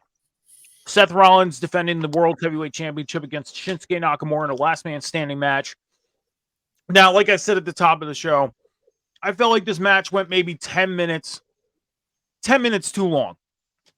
And if I can get to my page here, I said, 35 minutes and 24 seconds I predicted.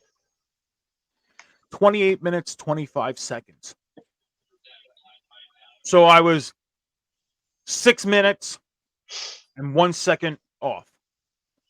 But even if it was 35 minutes, would have been 20 minutes too long. So can I go first on this one? I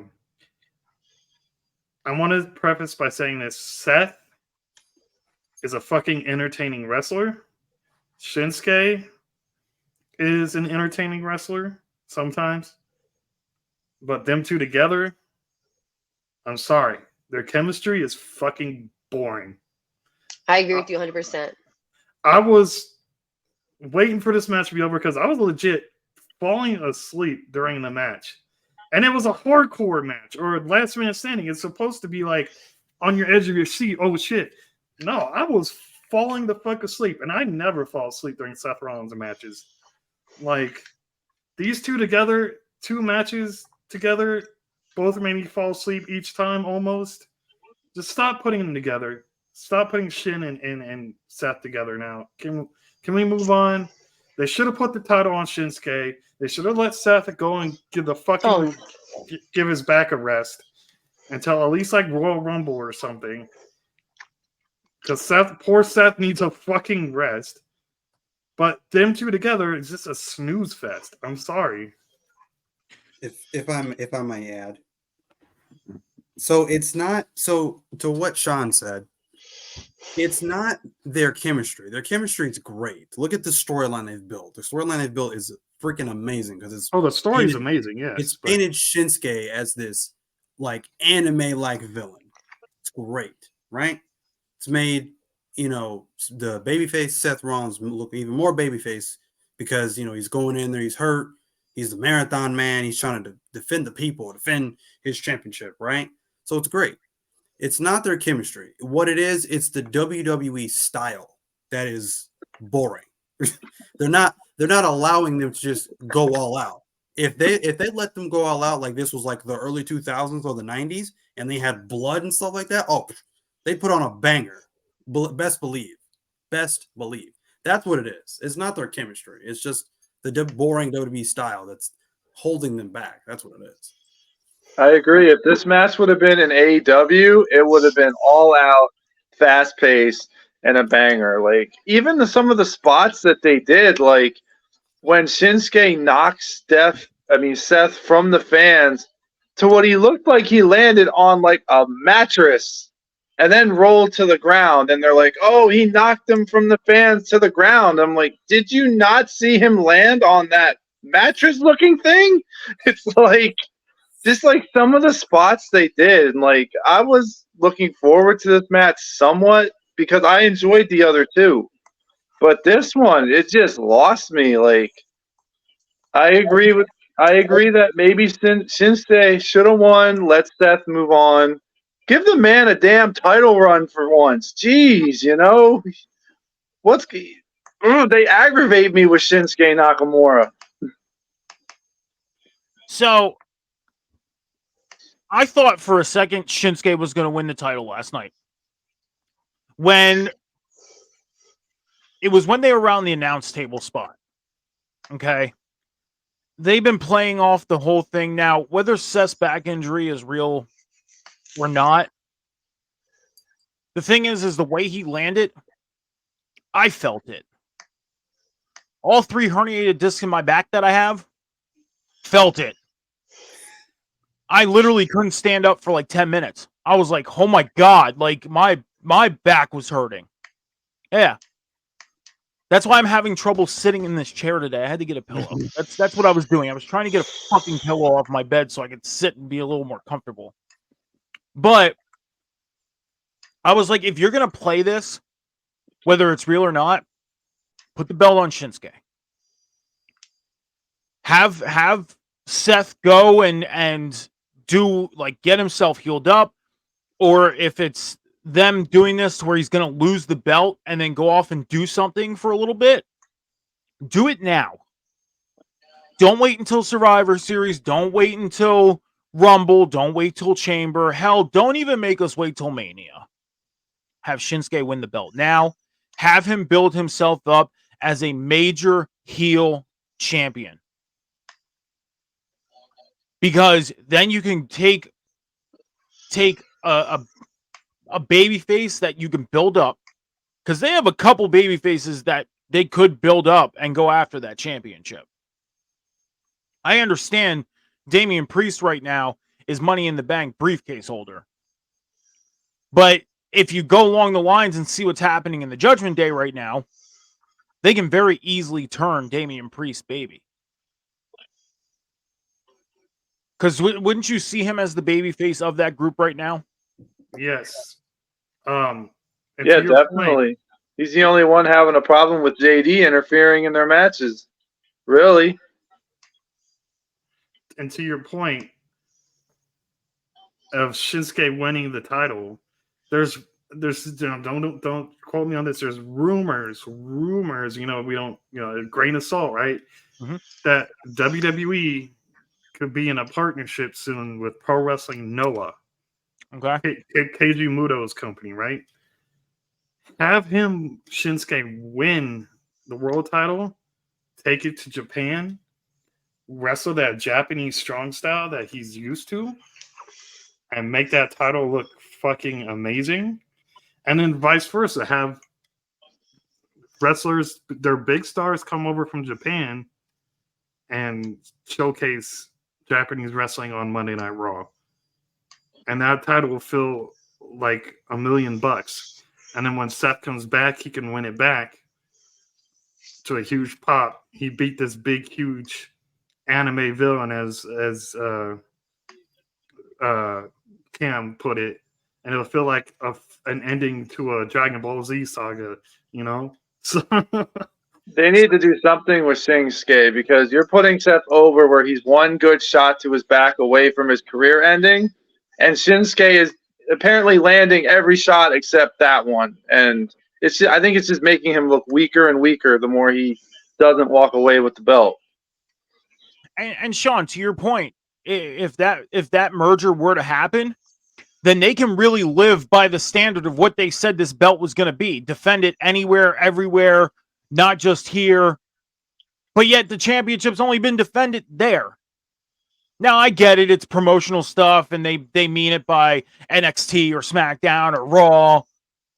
But when you go deeper and go into the fans, we're sitting here thinking, oh, so he's going to go to Japan and defend this belt. He's going to go here and defend this belt. He's going to go there and defend this belt. We may even see this belt, at Impact or whatever. Never going to happen.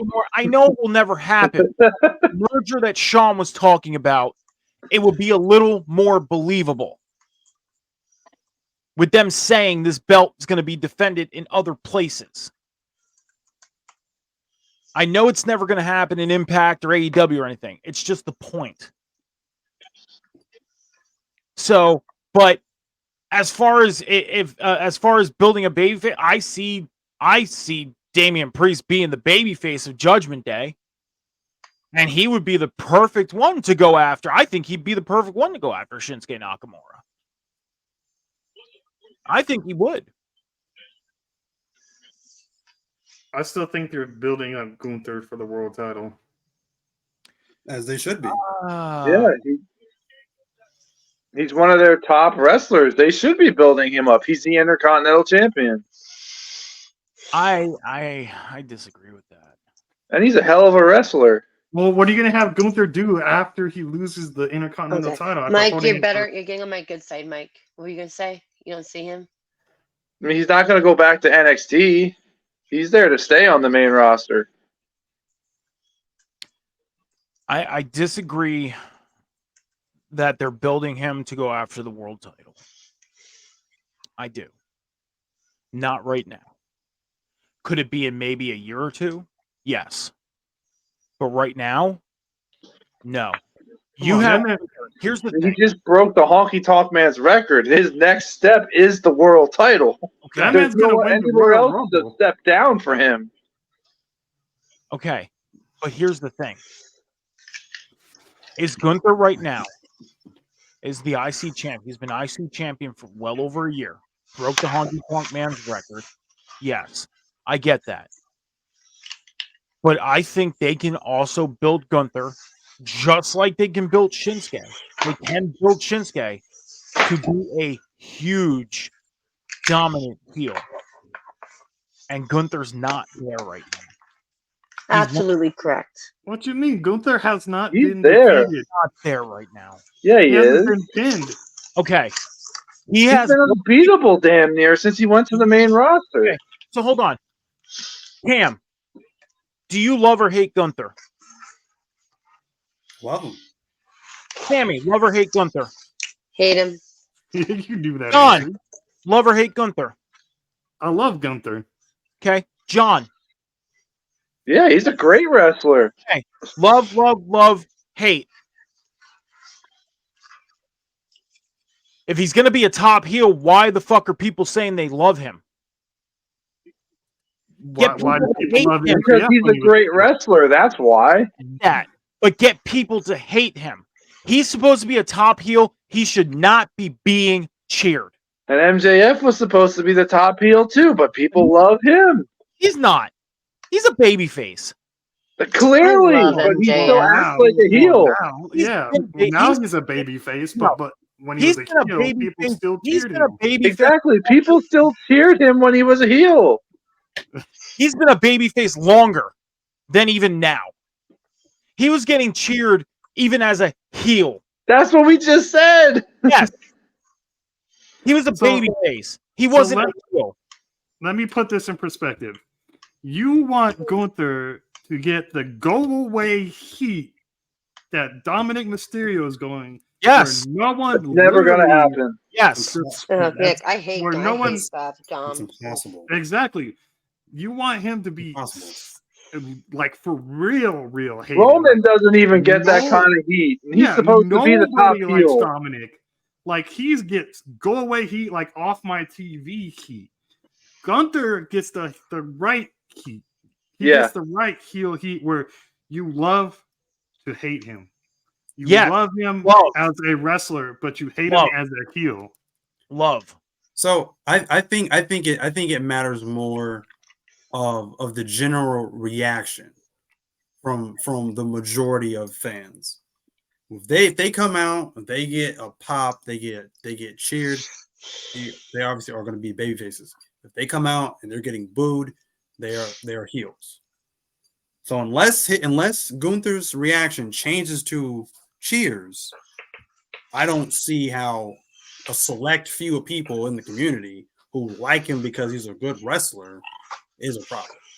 You can also blame his. I want to see him getting so much heat to where people are saying, "Yeah, I like his wrestling," but I fucking don't want. I want to hear people saying they fucking hate him for how he's being. I don't want to hear them. I don't want to hear the word love. Like is okay. Love. I want to see him get as much heat as Christian's getting. I want to see him get as much. I love Christian. I love Christian too. But always have. Christian is getting the heat to where he's a heel. He's getting booed. He's getting booed. Like he could be booed out of the. I want to hear him get fucking booed heavy. I don't want to hear these little boo, boo, yeah, we don't like you. I want to hear people fucking booing his ass out of the building. I want him to be a monster fucking heel. That's what I want. And I don't want to see him anywhere near the world title until either he gets to that point or at least get the IC title off him first and then build him first. I think if Imperium cheats Rollins out of that title, he will get to that level. Because everyone will boo the heck out of him for cheating. I want to see him turn on Imperium. I want to see him go on his own. Whoa. I don't want to see him. Imperium's the perfect group for him, man. Perfect group. Turn on his own group. So, like, be on his own and just freaking take everybody. Like, build up everybody. Let me add the reason why also people love Gunther has to do with his ring entrance. He has Marcel Bartha. I was about to call him his before ring. You have Ludwig Kaiser. You have Ludwig Kaiser introducing him, and you have Samantha Urban introducing him. Once you hear the ring general, you know shit's about to get crazy. You know business is about to pick up. He is a monster heel, but he just has that ring aura about him. Like, I am the ring general. Yeah, he's got that regal arrogance about him that William Regal used to have. This arrogance that he believes he's truly better than everybody else. Yeah, but I hated Will too, William. I got two questions. Number one, Cam, backtrack a little bit. You said the word impossible. Why? Impossible to what? To get him the heat? Yeah. Well, because I believe the way, I mean, if you're comparing him to someone like Dominic, who currently has this, nuclear heat right now, right? All of that stems from the whole, the Eddie thing, and then him being Eddie's son, and then him disrespecting Ray and disrespecting his mom. There's a deep connection with the audience that they heavily disagree with that. So it's different. It's a deep, from the pit of your stomach, hatred for Dominic because of that kind of stuff. For Gunther, it's like you said, it's a, oh, I don't like this guy, so it's a boo, right? But it's still a reaction, though. It's still a negative reaction, right?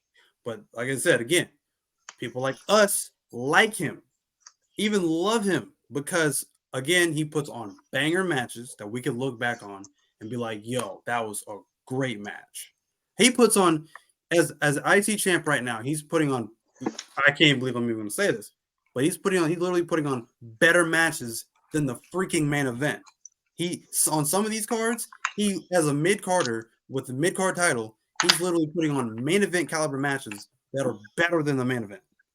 So it's just like, how do you hate that? Like, you know what I'm saying? How do you boo this man? So that's what I'm saying. I think it's impossible to take Gunther right now and turn him into go away heat or this nuclear heat that someone like Dominic has. How do you do that? Let me piggyback off of what Cam's saying too. He made the IC title prestigious again. I agree. He made that feel definitely fucking important. And not taken away from Seth. Seth is making the world heavyweight title feel important as well. But imagine it around someone like Gunther's waist, who's making the IC title prestigious again, where it used to be a fucking joke in the company, to where now you have the longest reigning Intercontinental Champion of all time, and the title, holding that title actually means something again. So where you're going to be a world title holder again. He'll elevate it past Roman's title if he takes it from Steph, guaranteed. So to add on to that, to what both John and Sean were saying, that's what I'm saying. Like, and to your point, Mike, when you had said like, I want him to turn on Imperium. So no, because if you put the world title on Gunther, right, and this is how I think you get him to having the heat, or even getting close to having the heat that you're talking about. You put the world title on him, have another long reign with him as champion, right? But then you have Imperium to back him up in these matches. Now I get it. People are gonna go, oh, he can never win on his own. Da da da da da. But that's how you start that. That's how I you want start. another Roman reign though. We're gonna have one of those. But that's how you get there. That's the only way you get there. He's How more else you get interested than Roman Reigns, though. Roman isn't there half the time. Roman's interesting. He doesn't have to be there. He wins his He's the matches. champion. Yeah, he needs his vacation. When's the last Besides time he leaving, defended the The championships? champ's Sammy, I supposed love to you, defend but the belt every 30 days. was like 2 months ago. So the last time Roman defended his championship was against Jey Uso at SummerSlam. Yeah, Before that was like that, 2 months ago, not even. And then the last match he had was a tag team match, so he can't do both. before that was WrestleMania against Cody. MJF does He both. was in a couple tag matches. Well, he used to do both, but well, you're excluding the dark matches that he has as well when he's defended the championship. He's defended it against Rey Mysterio a handful of times, so he has defended the championship. Like I said, I don't mind him being on television because, like I said, there's this weird narrative of if you're the champion, you have to defend it at ever so many days or every pay-per-view. Not really. I mean, you're the world champion. You can at least show up. They say that in the rule book. They say the champion, it's in their quote unquote rule book that the champion has to defend the belt every 30 days. And that's the They point. created that narrative. So that's the WWE point created that that narrative. Then that's their problem. That's the point that Cam just made, though, is he defends it at house shows, Yeah. non-televised, within those 30 days. He's done it against Rey Mysterio a few times. He's done it against other people a few times. So, and to miss him off TV, to build off what Cam said, there's a narrative and there's a saying is make you miss something. And believe it or not, people do miss Roman. I love this reign. 1,135 fucking days as champion. That's insane. Like that doesn't happen in the modern era anymore. And this is the one thing is back maybe even 10 years ago when the WWE championship was flopped around between Randy Orton, John Cena, Triple H, it was getting flopped around every 3 to 6 months. And people were complaining, man, I wish there would be longevity in championships. Now, fast forward to now, and we have somebody that has a reign even 6 months. I'm sick of them being champion. But back then, you were saying, I wish there was longevity. And then when you get storylines like we're getting with the bloodline, oh, I wish we had story building. Like, I'm sick of this just like one-off stuff. And now we're getting story building, and you want the story to be done like that. Pick That's one. because times have changed. Now it's the days of TikTok, swipe, Instagram, swipe. People don't have that attention span anymore. Instant gratification. Let me put it in my perspective. Gunther has a year-long reign, right? He beat the Honky Tonk Man. Yeah. I love Gunther's reign because he's on television. Roman's reign now is boring to me. It's lackluster is because he's not on television. Show up for a promo at least. Show up for like 5 seconds on a promo or something. Or okay, he'll be there on Friday. Out of what? The 3 months he's been gone? Yeah, but Sean, check this He's out. on vacation. Though, right? Check this out though. He was just on a pay-per-view. He was just at their pay-per-view after SummerSlam. But see, check this out, Sean, right? Notice, pay attention, because notice how when they're building him being back after however long he's been off, right? They're building this as like the biggest SmackDown in the last 2 months or whatever since he's been gone. So when he does show up, it's important. When he does show up, he's making the title look that much more important. He's looking like the champion in the company, even over Seth. See what I'm saying? So all I'm asking is like a video or something like from like him, like being so heel, like he's like on vacation with the belt and just doing a video or something. Well, he like deserves that. a vacation. I think. You see, if he did that, he would be the Rock. Oh, via satellite. So when that's they were doing so true. that made the Rock. When they were doing that with the feud with John Cena, that made the Rock look weak. Like he was scared of John Cena. So the last time Roman Reigns was on TV was legitimately 30 days ago.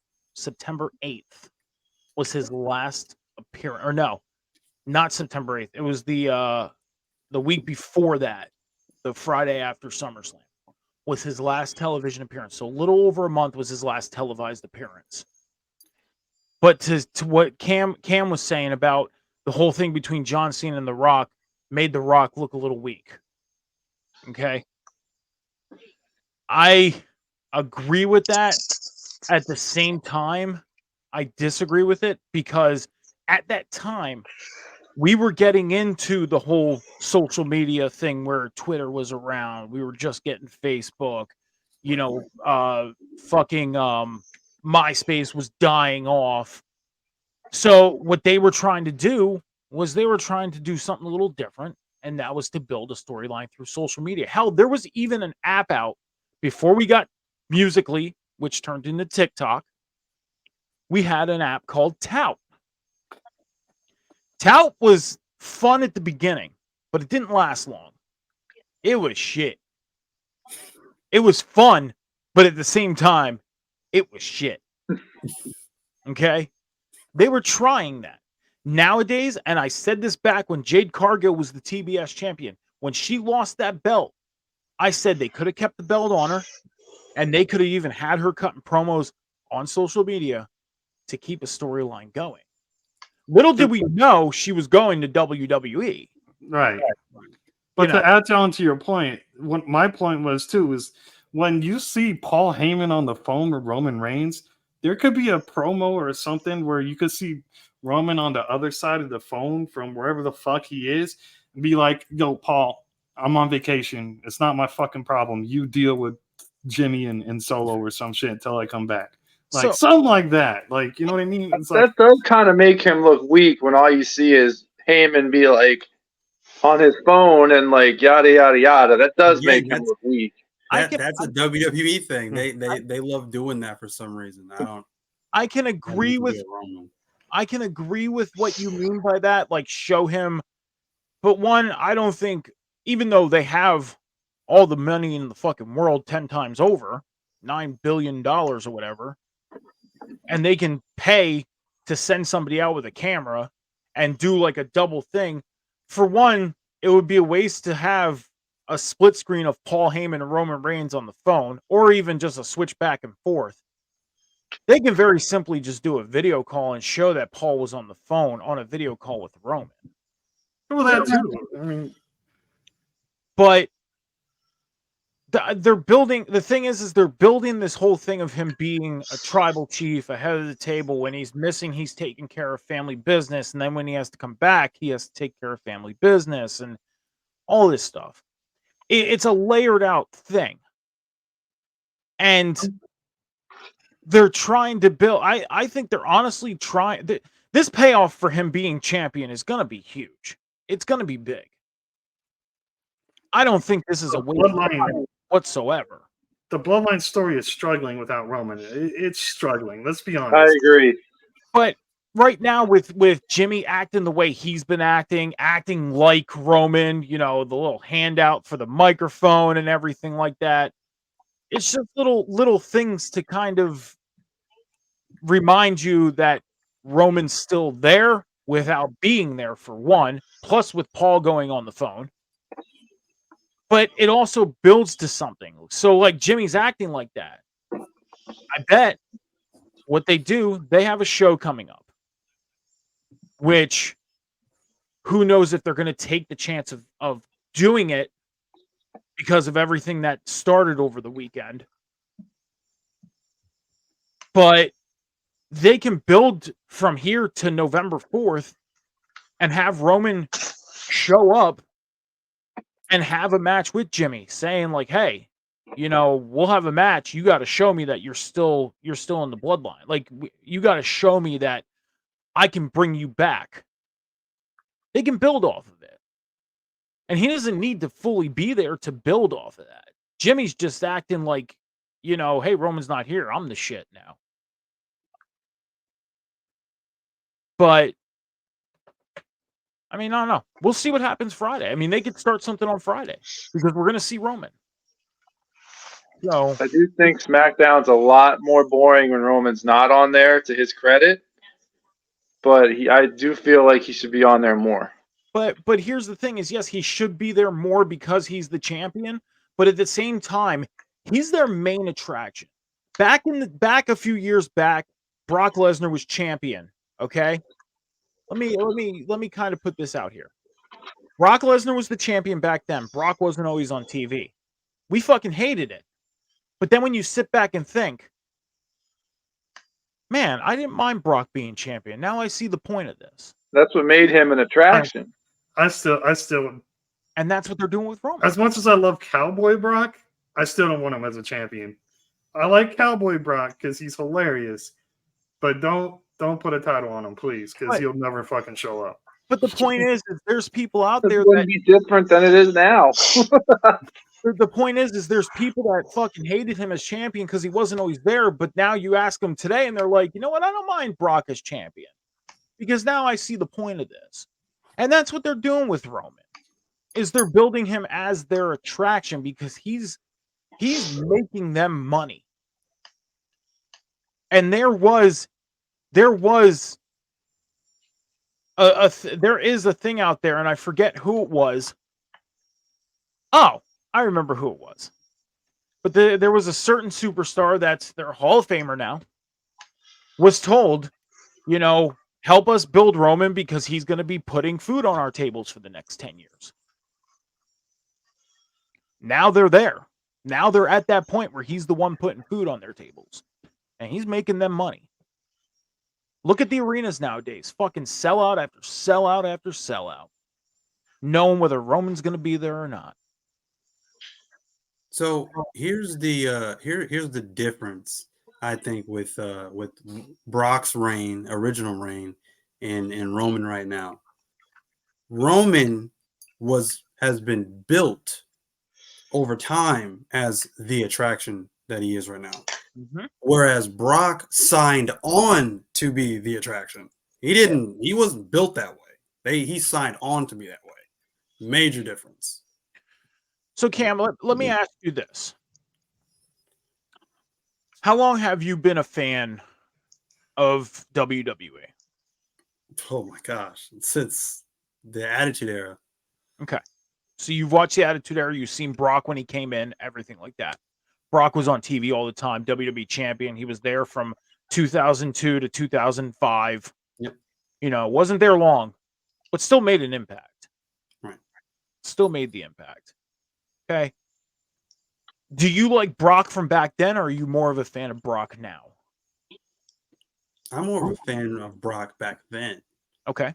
Because at least we had there was more of a variety with him. You actually got matches. It wasn't just it's not just suplex city over and over and over and over again. 1,000 times spanned in a match, like it's a 2K game. Like he actually had a moveset. He actually had a character to portray. And then now people are like and it's the same thing now. He just threw a cowboy hat on, and now he's just being himself. And people are like, oh, I like Cowboy Brock. There's nothing different about him. He just threw a cowboy hat on. And a flannel shirt. If you go back and here's the thing though, is if you go back and watch old Brock stuff, he had a moveset, had matches, all this stuff, okay? Half of us didn't know his background. They said like, oh, he was a collegiate wrestler at the University of Minnesota, national champion, all this stuff. Okay. But then he went away, took his shot at football, got cut from the Vikings, went on the UFC, kicked ass in the UFC, won the UFC heavyweight championship, got his ass kicked for the UFC championship. Now he comes back, 2014, comes back and just comes back as this fucking monster. The thing that they were trying to do the first time. But now he's got more of that oomph behind him because of what he went to seek out to do. So what we're forgetting is in that match with Kurt Angle, at WrestleMania. He broke his neck. And that's why he drastically had to change his moveset. And to Cam's point about he threw a cowboy hat on in flannel and now he's just Cowboy Brock. For me, I love that version of Brock, but I don't want him to win like titles or big matches like that. I just love the personality and the character that he's actually giving us instead of that bland, here's me with Paul Heyman, I'm going to be doing the same shit over and over again. He actually got a personality and became entertaining. And that's why I love Cowboy Brock. But I don't want him to win matches. I just love what he's going to do as Cowboy Brock and how funny he is. See, but there's that word, though, on why people that didn't like him now love him. Because why? Because of personality. Yeah, but Heyman was perfect for him, though, man. He didn't need to talk. He just needed to kick ass, win matches, and let Heyman do it. Like, he was a destroyer. He's not that anymore. Oh, I love Heyman, but, you know, when Brock got a personality, that's when I became a fan of Brock. Well, not Like, really Punk fan, was good with Heyman, but he didn't need Heyman. Brock needed Heyman, and that was why the relationship was so perfect. Well, guys, we have 10 minutes left in the show. We're going to move forward. I asked you guys to kind of come up with one thing that's exciting you in the world of pro wrestling. Doesn't necessarily have to be WWE, AEW, or Impact. It could be an MLW. It could be on the indies. It could be, you know, something you've seen happen in somebody's backyard on fucking YouTube. It doesn't matter. Something that excites you. But before we get into that real quick, I want to ask you guys one question. As of yesterday, something huge has happened in the world. Now, we're not going to get big into politics or anything like that, but something very sad has happened in the world. I don't know if you guys have been paying attention to the news or anything, but there's been some stuff going on over in Israel. Okay. Now, I did my research, and Saudi Arabia, and the reason why this is connected to this, and my question, Saudi Arabia is about 19 hours away from Israel. Okay. WWE is set to have a pay-per-view on November 4th called Crown Jewel in Saudi.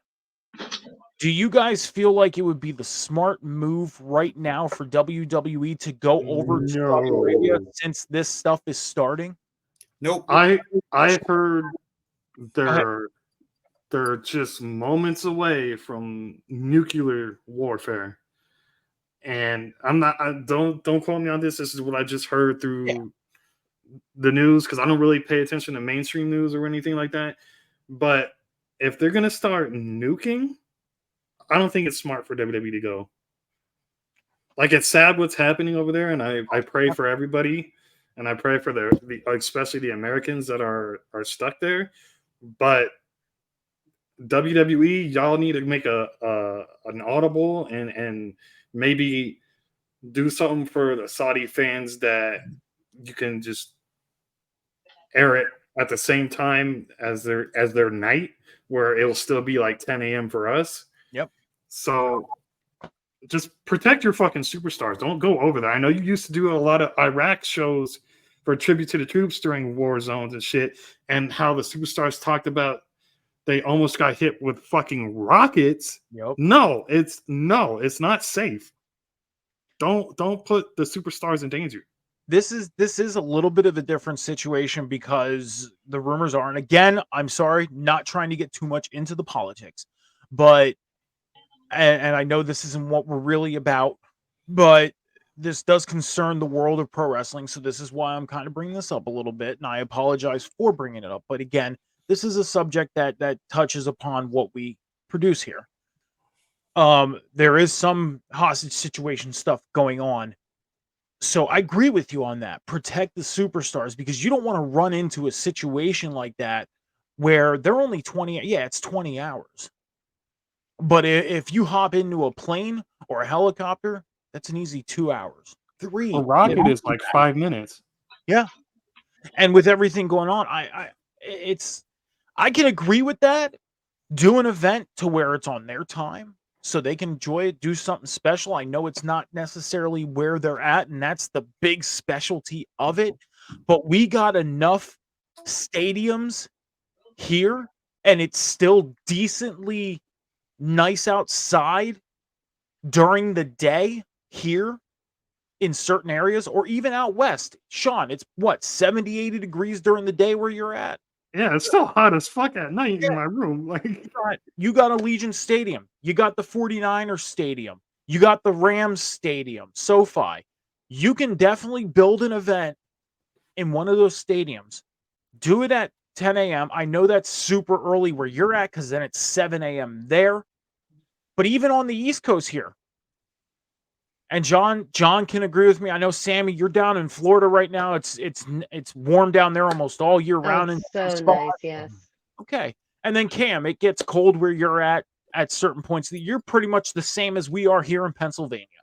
November is perfect weather to be down here outside. It's not too hot. It's just like it's perfect. just No like Vegas. humidity. Like, Even in Florida, they can go to Raymond James Stadium at 10 Tampa, a.m. baby. 10 a.m. in Tampa and do an event. And don't even sell tickets for a massive amount of price. Sell tickets for $25, $30 a pop. Get that stadium filled and make it as big as it would be for a crown jewel. and if you want, make it for the Saudis that live in the States, make it for like the mosques and stuff, and then you can you can donate to whatever cause that would help overseas. And hell, during matches, we see the promotional stuff that happens. Like last night, the Pizza Hut match, put something up for donations or whatever during that match as a banner. Even leave it there all night or all day on the ring apron or on one of the side boards that they have, the digital boards and everything like that. Do something like that. So, but John, your thoughts on this real quick? I completely agree. They don't need to be there. They don't need to endanger their superstars. And if they're going to do something where all proceeds goes to Iraq, don't lower the ticket prices, because I think people would be willing to pay the regular amount of ticket prices, especially since it's a good cause. I mean, heck, they pay for them now, and it's just going straight into their pocket. But this is my point with the ticket prices. You're less than a month away. Okay, little less. I mean, 26, 27 days, somewhere around there. Okay, so within a month, you're gonna try and sell out a 70,000 seat stadium. They can do it. It is. I think they could do it. They can do it. I don't know. I mean, we'll have to see. We'll have to see what happens moving forward. I mean, hopefully they really give this some thought. I hope they don't have their heads so far up their ass where they think, oh, it's 20 hours. No, I hope they have their heads out of their asses and think, you know what, this is 20 hours, and by flight, this is 2 or 3. And with everything that's being threatened, it's minutes, if not seconds. Well, in the past, they've given the wrestlers the option to go. If they all opt out, they have no choice. I honestly have a feeling that a lot of them will opt out. I do. I have a feeling. And especially in respect, I think they would have that feeling. But let's go around the tables real quick on the questions.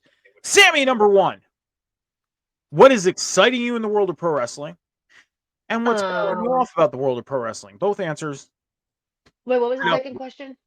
So, what's making you excited about the world of pro wrestling, and what's pissing you off in the world of pro wrestling?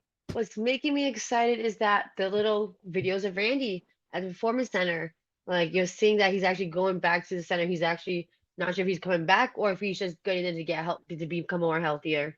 Not sure which one. So it gets me really excited, Not gonna lie. Happy birthday, Cam! Happy birthday, Cam! Thank you. 28, you're still a pup. For a minute and be like, then what's pissing me off is Dom winning his title back, man. I can't stand him. I wish Trick kept his fucking title. And like especially him losing it in a pay-per-view and then winning it and 2 days later, that was dumb. So I love that's you, what pisses me Sammy. off. Not that much in wrestling, but that's keeping me Love you too. Thank you. Okay, so your thing that pissed you off was Dom winning the Yeah, the North American title. title back. And what was the thing that made you happy? I'm sorry. Randy, him, like you see the videos of him going to Performance Center, like little things. So just anything, and I can talk about Randy again. This whole week, I could not simp over him at all, and now I finally can. Today was the day I can keep I talking miss about my Sammy. I miss my full-blooded Sammy. You know. it. All right, Cam. What's making you excited and what's pissing you off? Excited. Mm-hmm. Well, I think what's making me excited is just pro wrestling as a whole right now, man. I mean, like I said, yeah, 2023 in terms of pro wrestling has just been absolutely insane. I mean, we have seen Edge, and he had his supposed last match in WWE, and then go over to AEW and be, himself, Adam Copeland. You got Jade Cargill. She jumped ship. Now she's in WWE. So it's just wild right now. Like I said, and pro wrestling is just winning right now. So just pro wrestling as a whole, is just winning, and that's what I'm excited about. I'm excited to see what the remainder of 2023 brings. In terms of what has me pissed right now is probably probably the handling of the AEW World Tag Team titles. Now they did something on Collision that I didn't expect them to do, and while it made me pop at first because I was like, wow, I didn't see that coming. I quickly understood why they're doing it, and it's because the Young Bucks are they're going into their hometown and they're trying to win the titles back or whatever. So it's once again it's a bit of selfishness on the Elite's part to try to once again book themselves over and whatever else. So that thing kind of just upsets me a little bit because I think they did FTR dirty in that regard, but it's the Young Bucks. I'm not really surprised. I want to just say I think it's because what I've been hearing is Cash Wheeler is hurt, so they're trying to take the titles off of him. So Will says, "Happy birthday, Cam." Thank you, Will. Sean, what is making you excited about the world of pro wrestling? What's pissing you off? What's making me excited is two things. One, to steal from Sammy, is that my girl Nikita is posting videos about coming back, and she was seen. I don't consider this a return just yet. Seen on NXT television in the background, so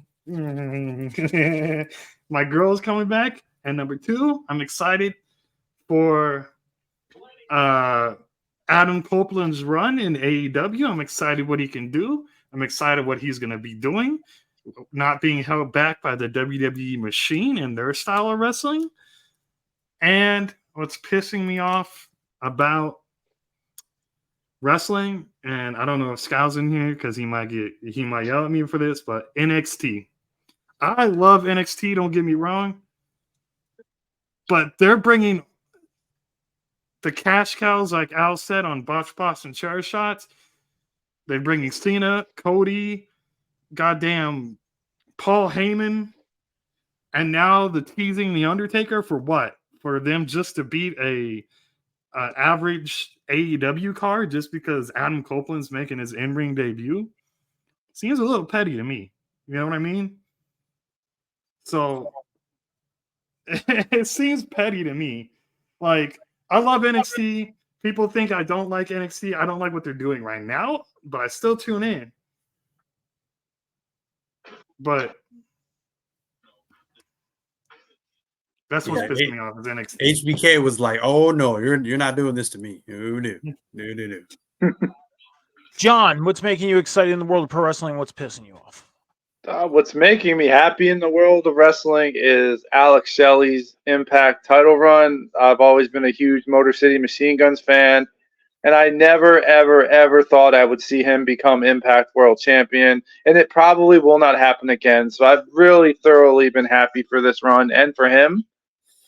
What's making me unhappy is I just feel they're really mishandling Shinsuke Nakamura. They finally pushed him up to main event level. He's the dastardly heel, and he's still not winning. Alrighty. So the things that are making me happy about the world of pro wrestling, the thing that makes me excited. Adam Copeland is making his AEW in-ring debut on Tuesday night on Dynamite against Luchasaurus.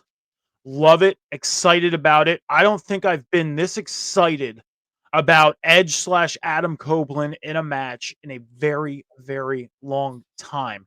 Even when he returned to WWE, it was exciting to see him come back at the Royal Rumble.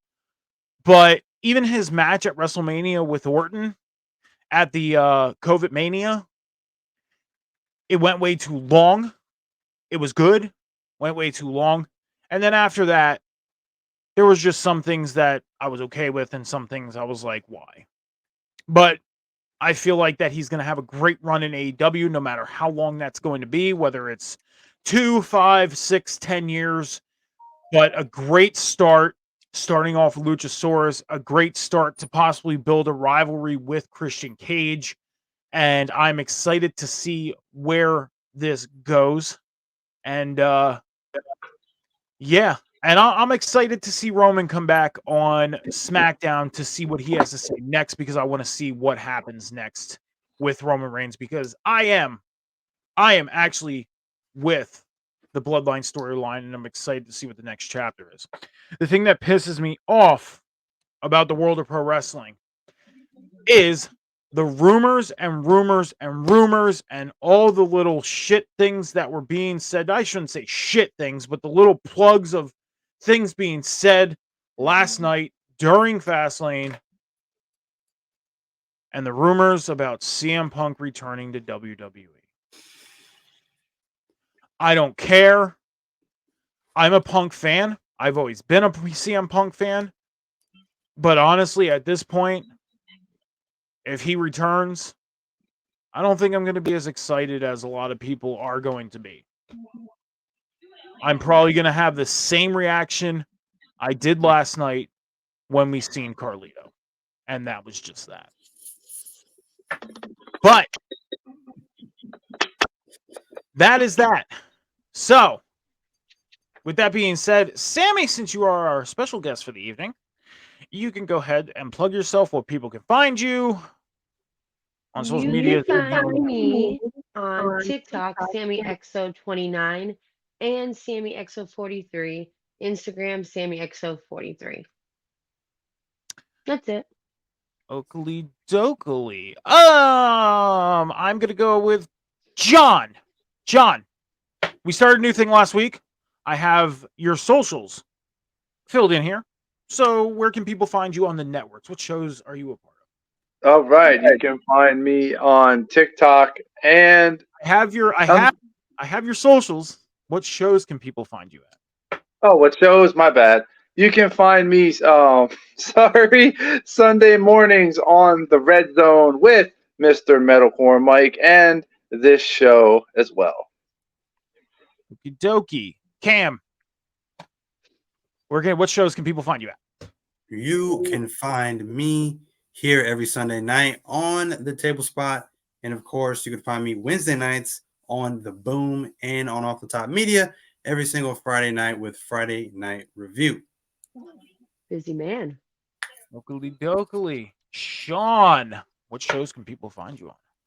Well, as we close out, I'd like to remind people my TikTok now has my link in the bio.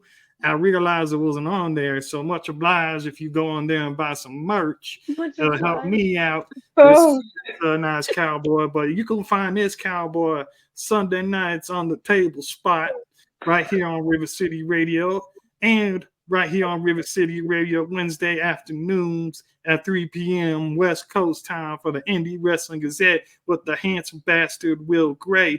So I much oblige you to check that out, sirs and madams. Thank you. Thanks, Walker. All righty. We don't know, Shadow. We do not know what's happening. Wow. So you can find me every Wednesday night on Cam G's The Boom following AEW Dynamite with Cam G himself and Will Gray. You can also find me every Saturday night on Princess Movie Madness, 8 p.m. Eastern Standard Time. You can find me every Sunday morning on Rivet City Red Zone with Johnny H. Oh, that way. Yeah. All the way over there with Johnny H. And then later on Sunday nights, you can find me right here on the table spot at 10 p.m. Eastern Standard Time, 7 p.m. Pacific Standard Time. And just a little bit of broadcasting notes. You can make sure to check out Paying Dues on Monday night. You can also check out watching Nerdy News at 420 on Tuesdays. And then this week, a special Cam G's The Boom on Tuesday night following AEW Dynamite. It is not on Wednesday this week. It is on Tuesday night. So just make sure to check that out. But you can normally catch that on Wednesdays after AEW Dynamite. Sammy. Can I tell you something? Monday is sorry for the interruption now on Monday nights. Yes, Mondays is sorry for the interruptions as well. Yeah, you said Paying Dues. Catch this cowboy on there tomorrow night as well. I appreciate that. I have to. No, of course, because I know now that he said he's like on Mondays now. Shit. Because I'm gonna be a guest tomorrow on that show, I believe. So is this cowboy. I might be doing it from my pool too. And a broadcasting note was actually fixed for me because I was looking for it this morning, but I got it. NXT on Tap is also on Tuesdays as well. I think I got that right this morning, but then I thought I didn't get my answer. But now I got my answer. NXT on Tap is on Tuesdays. So the little runner on the bottom, I will have fixed and ready for next week. So make sure to check out all the broadcasting and also to check out the Patreon, patreon.com/Rivet City Radio for all the great content on there. Make sure to head over to Rivet City Radio's Twitch and YouTube channel. Head over to Off Top Media's Twitch and YouTube channel. Hit the follow button, subscribe, turn on notifications. Check out not only Table Spot, Cam G's The Boom, Rivet City Red Zone. Sorry for the interruption. Princess Movie Madness. Check out all the great product going on both networks. Until then, guys, be kind to each other. Be patient. Love each other. And y'all have a great rest of your evening. Cam, happy birthday. Have a great day. We love you. Sammy, we appreciate you joining us tonight. Of course. Thank you for having me. I really do appreciate it. I enjoy you guys. Appreciate you. And thank you. Until then. Peace. Peace.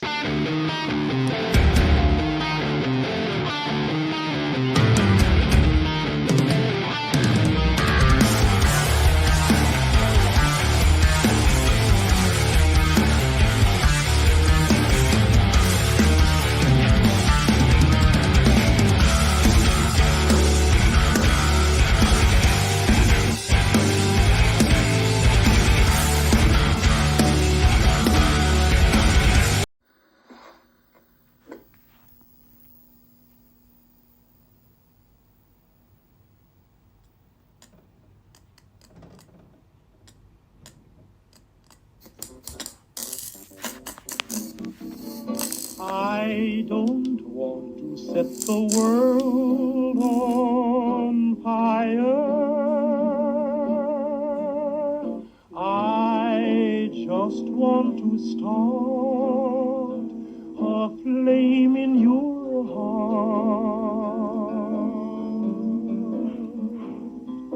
In my heart I have but one desire. And that one is you. No other will do.